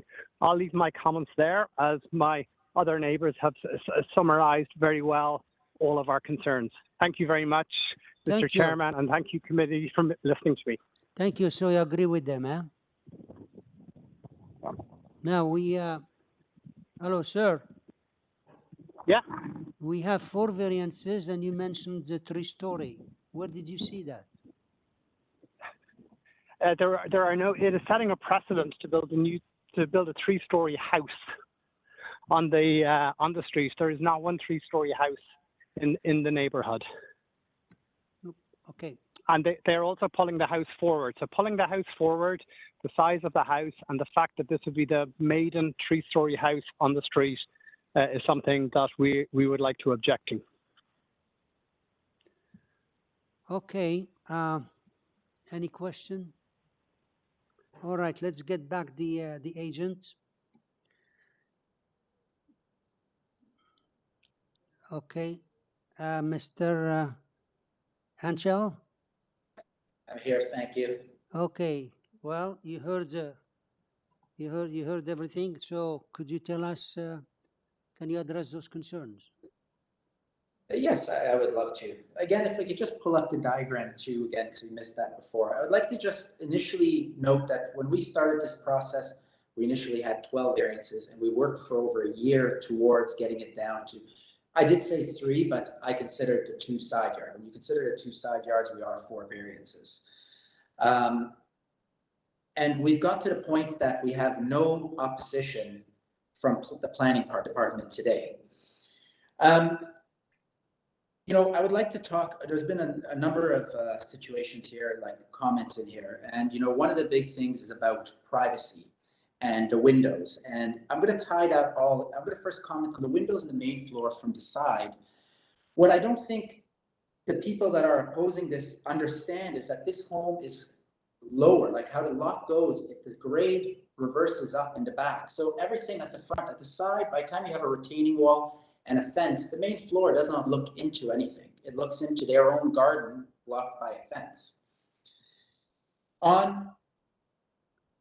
You know, there was before I get further into that, I would like to comment about a lot of concerns about that the owners did not communicate with the neighbors. And that is untrue. We have, you know, the neighbors, or sorry, the owners, Zubin and Isabel, had a conference call with 6 of the neighbors, some of the neighbors who have spoken here. And after that, I'm going to actually read to you from the email, part of the email that they sent out. And I have it right here in front of me, and it has all their emails attached to it. It was sent August 29th at 9:01 a.m. And I'm just going to read here. We take seriously Brian and Jackie's concerns about privacy along the side of 2 homes and are open to compromise about the side windows should this satisfy your broader concerns. We will initiate a window study to provide an alternative to the current plan. So where I'd like to go, you know, they are willing to work on this. And I'd like to move on to, you know, the concerns about the height. The height, we are not asking for a height variance. We're asking for FSI which again, I would like to say this is a 3,105 square foot home.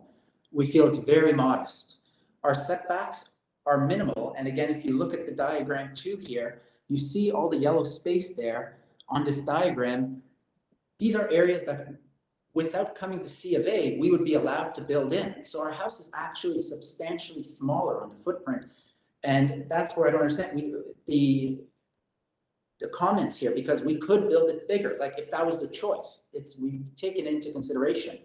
And if you don't mind to pull up the diagram 4, just so I can come back to that and finish up. So with this, when we do, our grading, the main floor does not start where the current house starts. The main floor starts lower. So we do not have, again, a height variance on this. This house will blend in very nicely on the streetscape. And, that was something we took into consideration. And again, this diagram is very important because it shows how we set back. And if you can zoom out just a little bit so we can see the key plan, you'll see the yellow portion is 1 story. The orange portion is 1 story, both with peaked roofs.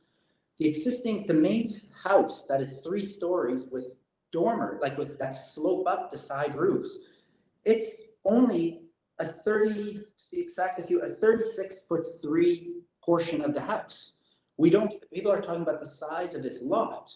We are not asking for a length variance. We're asking for just those little corners on that diagram 2 to be variances to work with the sloping angles, and it's an improved setbacks from the current situation. So, with that, I'd just like to point out that, we do have a high variances, but these have been granted greater than, some situations have been in other lots in the neighborhood. And what we are requesting is not setting any precedents in the neighborhood as per what, certain accusations have been in here. Thank you. Thank you. Members, any question for this speaker? No questions? Can I have a motion then? Ms. Sankar, is that the question? No? Motion? I believe Ms. Attarodi wanted to make that motion, so go Okay. ahead if you'd like to. Ms. Attarodi, do you have a question or you want a motion? Motion. Please. Okay, through you, Mr. Chair, I was listening carefully to all the neighbors' concerns, and also I was listening to the agent presentation.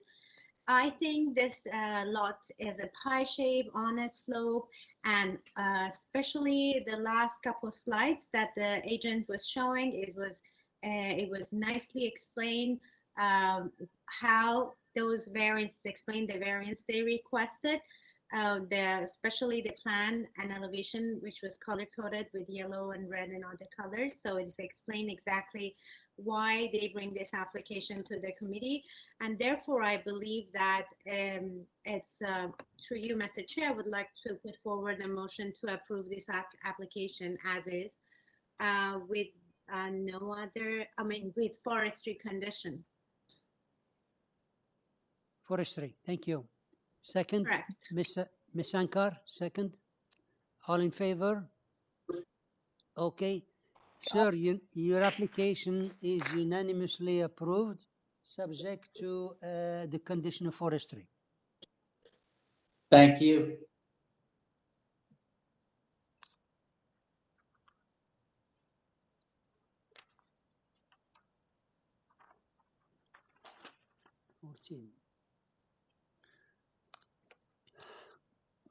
Application number 14, which is, the address is 9 Devondale Avenue, application 14.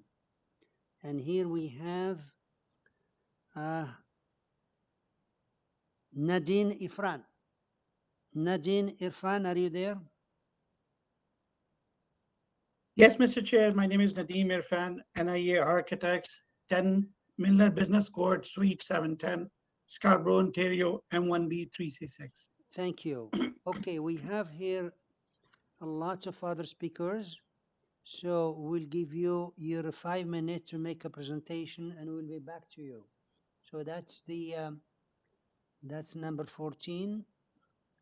And what do we have here? We have there is could you please go over the staff report that they mentioning that you have suggested some changes, so could you please go over them, and then we'll hear from other speakers.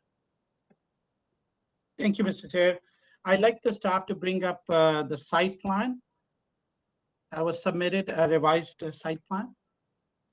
There are 5 variances before the committee for consideration. The variance number 1 is for the building length. And if we observe the site plan, the building length is, in fact, is 14.85 meter. The zoning examiner is considering below grade concrete deck as part of the part of the building length. Hence, we have the 18.5, but above grade it's 14.85. And committee member to please notice that there's no variance for the rear yard or front yard. The item number 2 is the lot coverage. We have communicated and agreed with the community planning staff with the recommendations to reduce the lot coverage to 32%. Hence, we like to amend the variance to 32%. The item number 3 is for the front yard landscape, 56.29, and same as with the item number 4. It's the overall width of the entrance doors to the garages at 7.11, whereas it's permitted as 6 meter. I'd like the staff to bring it up, the cover letter I wrote to the committee members. And along with that, there is a decision for 39 Grant Brook Drive, which is within 100 meter of the subject property.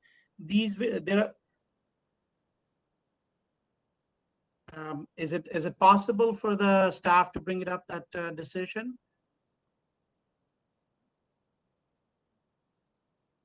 Yes, I believe the second page. Yes.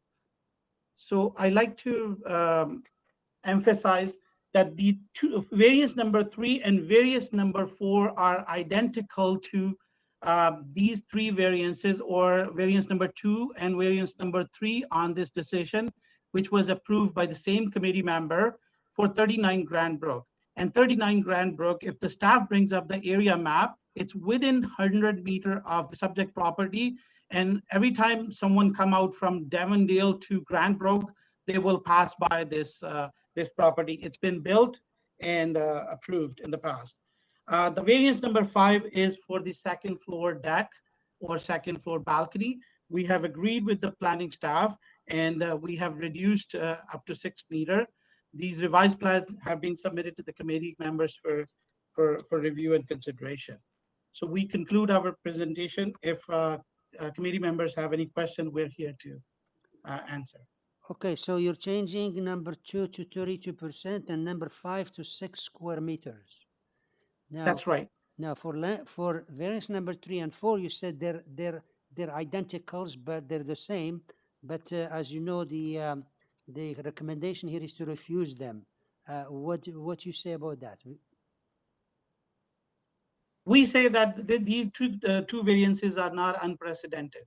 They are just within 100 meter. Every time somebody come out from Devondale, they will see that house built on 9 Devondale, and it's been approved by the same committee members. Okay, all right. Just to let you know, the committee does not go by precedent. We look at each project on its own. So let's see what members are saying after we hear the speakers, unless they have some fast question now. So our next speaker is Wendy Jiang. Is she there? Wendy Jiang, could you please? Hello? Wendy Jiang, could you please state your name and address?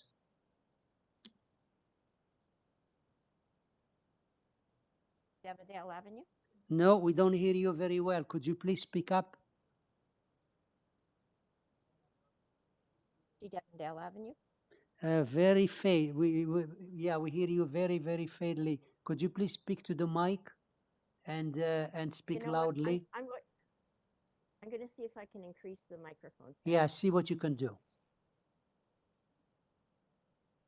Is that better? Yes. Okay. So please state your name and address for us. Thank you. It's Wendy Jang at 60 Devondale. Okay. So tell us, please, what's your concern about this application? Okay, so thank you very much, Mr. Chair and members of the committee. A couple of quick things. One is I just want to point out that there's an error on the application to the Committee of Adjustment that is inaccurate and it's misleading. So to start with, the application says there's an existing two-story single-family dwelling on the property, but in fact, it is a 1.5-story building with no garage. And that's consistent with surrounding houses at 7, 8, 10, 11, and 12, all of which are 1.5 stories. The proposed structure is 2 stories with a 3-car garage. And I really wanted the committee to note that the impact is huge because they're not replacing a 2-story with a 2-story, they're replacing a 1.5 story with a 2-story and 3-car garage. The 3-car garage is not compatible with the prevailing character of the existing neighborhood. In fact, the width of the garage is almost the same size as the existing houses that are neighboring. So I just wanted to point that out. Okay, so I do concur with the staff recommendations to refuse variants 3 and 4,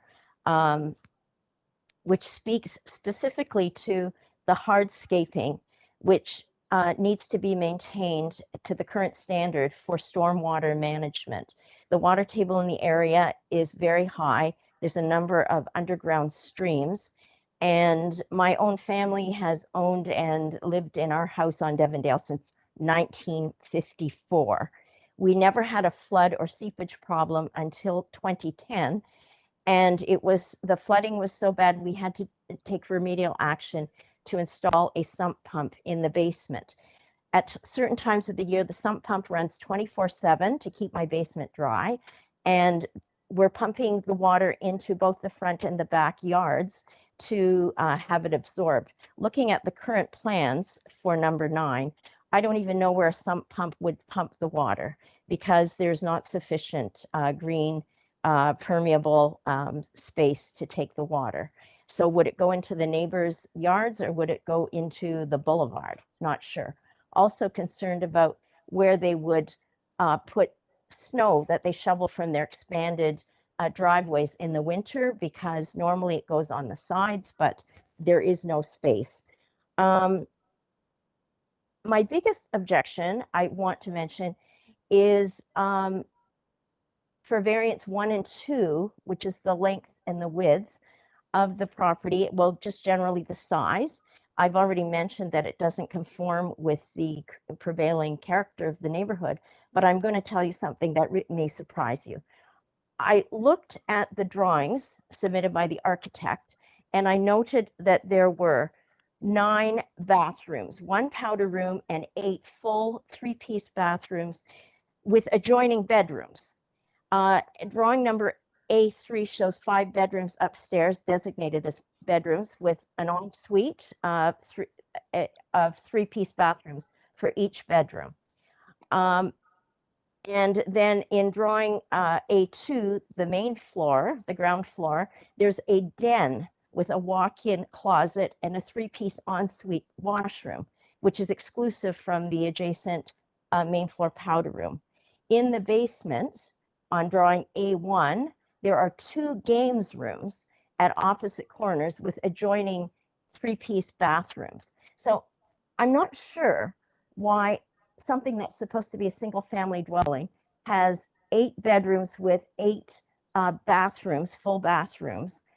And I would also like to point out that for each of the bedroom areas, there is access to the exterior through either, for the basement, there's a southeast entrance from the outside. Sorry, I'll ask you to summarize. Okay, your sure. 5 minutes is past, and please, you have to let other people to speak. No problem. So mainly, I just want to say, number 1, it's too large and it doesn't respect the prevailing physical character of the surrounding homes. There's too much hardscaping, which gives me concern about the storm water management. And finally, the potential for this dwelling to be used for a non-conforming business such as a rooming house or a small hotel is contrary to the current zoning. Okay, thank you. Thank you. We have here 5 variances in front of us. There is no variance for how many bathrooms.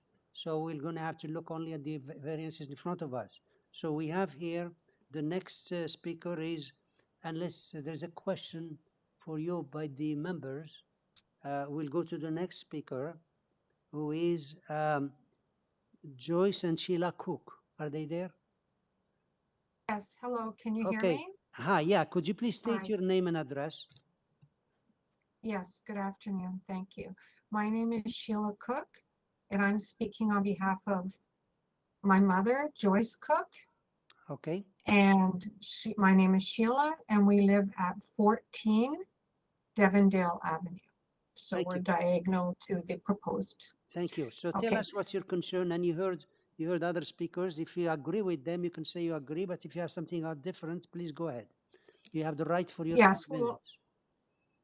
thank you. Yes. Well, of course, we do believe that that it is much too large. We feel the proposed plan does not fit into the neighborhood.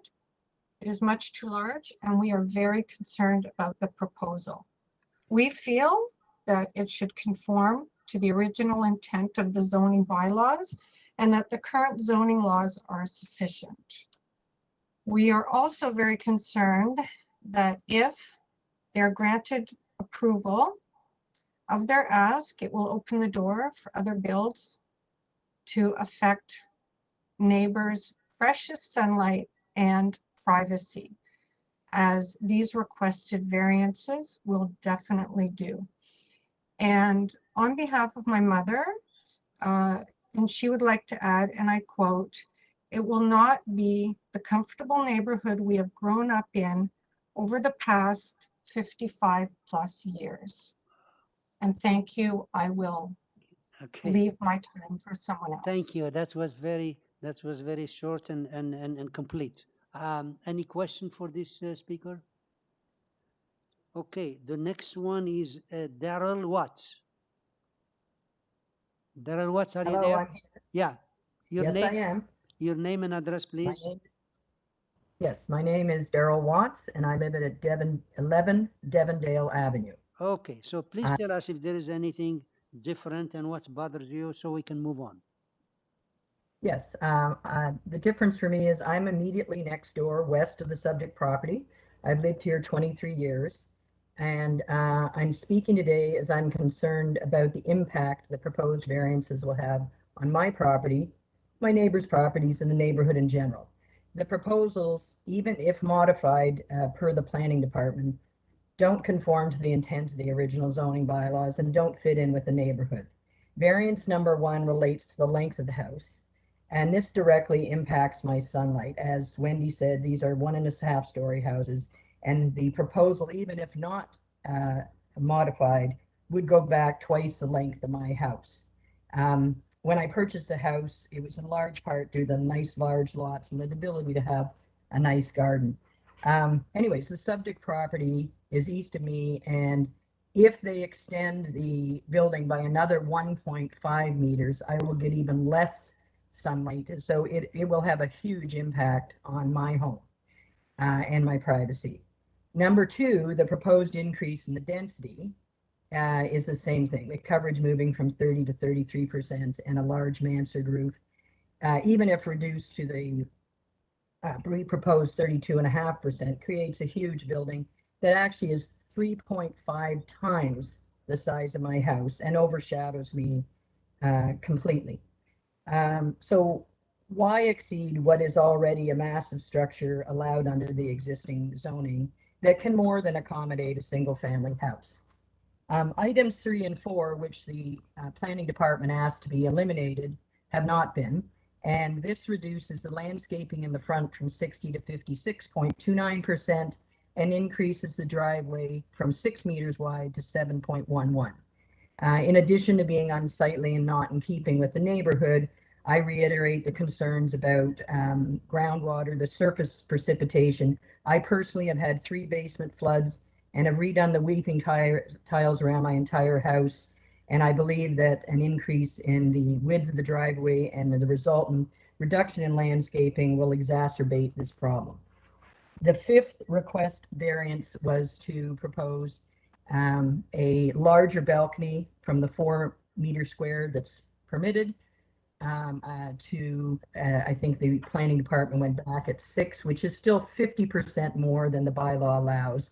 And at that height, it's going to create a large balcony, again, impacting the privacy of me and my neighbors to the south. I also have a concern over relating to where the snow is going to go, because the proposed house is going out to where the existing yard ends. And if leaving only 1.8 meters, and if they put a fence down there, we have nowhere to put the snow because the driveways go to the existing houses. So that's another issue. In summary, I am greatly concerned that the increase in density, length, and balcony proposed here, along with the front yard changes, will negatively impact my property in the neighborhood, particularly with respect to sunlight and privacy and drainage. The existing zoning is generous and will provide for a very large single-family home. The proposals don't conform with the original intent of the zoning bylaw. These proposals are not minor in relation to a neighborhood developed in 1952, and I would respectfully ask the committee to consider the needs of the existing homeowners and decline these variants, particularly the ones relating to the density and the length of the house. And finally, I'd like to add that there was no attempt to consult with the neighbors in our case. As I've been listening all morning, there had been attempts by other builders, but there has been no attempt. And lastly, just to comment on something the builder said, the property he's citing at 39 Grantbrook is one that he built. And, you know, if you want to see what that looks like and what he's proposing, please be my guest. But I do hope it is not precedent for what we're going to get, and I would hope that it's not precedent for Devondale in the future. Thank you for your time and consideration. Thank you. Any question? Yes. Mr. Tarodi, I have a question for this lady. Please go ahead. Yes, I just want to, yeah, for regarding one of this neighbors and the one before, one of the concerns were regarding the building length, which on the variance it mentioned that it's 18.5, and the applicant explained that it's due to the grade concrete on below grade. So what they will see is, based on what applicant explained, is 14.85 meter above grade, and means 2.15 meter, which is around 7 feet. So it means above grade, the building is 7 feet shortage than what is actually permitted. So just want to explain that one, because that was the second applicant that that had a concern about it, and it was my concern as well. But when I listened to the applicant explanation, so I understood. So I want to explain that, and that's it. Thank you very much for that. But that below grade worries me about the hardscaping too, because it's a concrete basement down there, and that's going to limit the amount of water that can be absorbed too. So it's a different problem. But thank you for clarifying that. Oh. Thanks, Mr. Tarodi, for the observation. Next speaker is David Mingson. Are you there? No? Okay. Barbara Pokering? No. Joanne Costas? Okay. So, Nadine Efran, could you please come back and address those concerns? Yes, Mr. Chair. I would start with Ms. Wendy Jang. She mentioned that you know, the existing is a 1.5 story. We understand that is probably some sort of a confusion. But I also wanted to, you know, update the committee that the next door, which is, I believe, Devondale, it's recently built, and it's a 2-story dwelling. I also wanted to tell her that there is no variance for the building height. So as of right, we are allowed to build a two-story structure. For the hardscape and the landscape, we are proposing the permeable pavement, which will kind of help the water to percolate and recharge the ground. And we are not looking at any runoff in terms of the grading issue. And engineering staff will look at the grading done by interior land surveyor or grading consultant. In terms of some speakers mentioning the snow pileup, there is no requirement from the planning and the zoning in terms of snow pileup. We also wanted to, let them know that there's no variance for the side yard setbacks. So water issues, we understand that. That's why there is a building code requirement for the sump pumps for all the new houses, and perhaps if anybody is renovating their house. Coming back to the variances for the lot coverage, the lot coverage cannot be measured from the street. The width of the house will remain the same. What we have to see is if we are proposing increased lot coverage, is that increased lot coverage is causing other variances such as side yard, rear yard, front yard? There is none requesting. We're not requesting any of those variances. Again, going back to the variances number 3 and 4, yes, 56.29 and 60% is not a difference. We can certainly accommodate, but the variance number 4 is needed to develop the land, which is for the 3-car garage. And again, there is a precedent on 39 Grand Brook approved by the same committee members for the 3-car garages. There's a change coming. All these lots are underutilized, and anybody who is going to develop these lots will be similar or at least 2-story with similar variances. So we request the committee to consider these for approval because we believe these are minor in nature, these variances, and there are precedents. Okay. Thank you. So you mentioned they modified the 32% for number 2 and number 5, 6 square meters. And then yes, regarding the refusal of number 3 and 4, you said, well, one, this landscape is not so important. We can accommodate. We don't negotiate. Yes, we can. Yes, we can delete that. Yes. So do you want to remove that one? Okay. Yes, but we request the committee to approve number 4, which is the. Well, okay, we'll see what the committee if they do that. But as far as number 3 is gone too. Okay. So, members, any question? Mr. Tarodi? Through you, Mr. Chair, is not first I have a question from city staff. Did we receive anything from transportation department regarding this application? Because I haven't seen anything in my package. On the package, I don't see anything. No. So it means there is no objection from transportation? Well, for now. Yeah, there's no report, so it doesn't mean they didn't see it. I don't know. So all we have here, we have number 3 is moved, number 2 is changed, number 5 is changed, and they still requesting number 4. If there is no question, no other question, I'm ready to put forward a motion. Mr. Chair, just a question for the applicant. I'm just trying to understand, this property is quite close to the subway. So what's the rationale for a 3-car garage? That's a good question. Husband and wife are teachers. They have their own cars, and then they have sons and their large family. So one of the elderly parent is going to stay with them on the ground floor. So we need extra parking space. Any other question? No? Okay, so Mr. Tarodi was planning to forward the motion? Yes, through you, Mr. Chair. I listened carefully to the applicant and also all the neighbors, and now I'm ready to put forward a motion to approve this application with the following changes. The variance number 2, the proposed lot coverage is now 32%. Variance number 3 eliminated.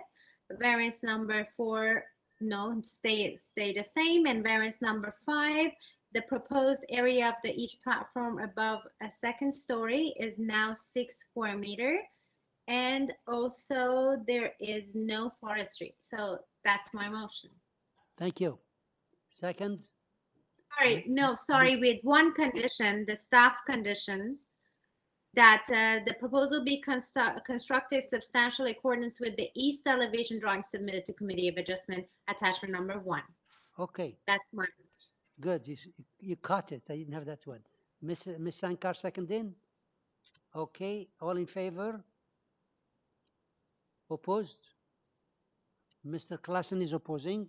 Okay, your application is approved, subject to those changes and conditions. Do you want me to repeat them or you've got them? I got them, Mr. Chair. Okay, thank you. Thank you.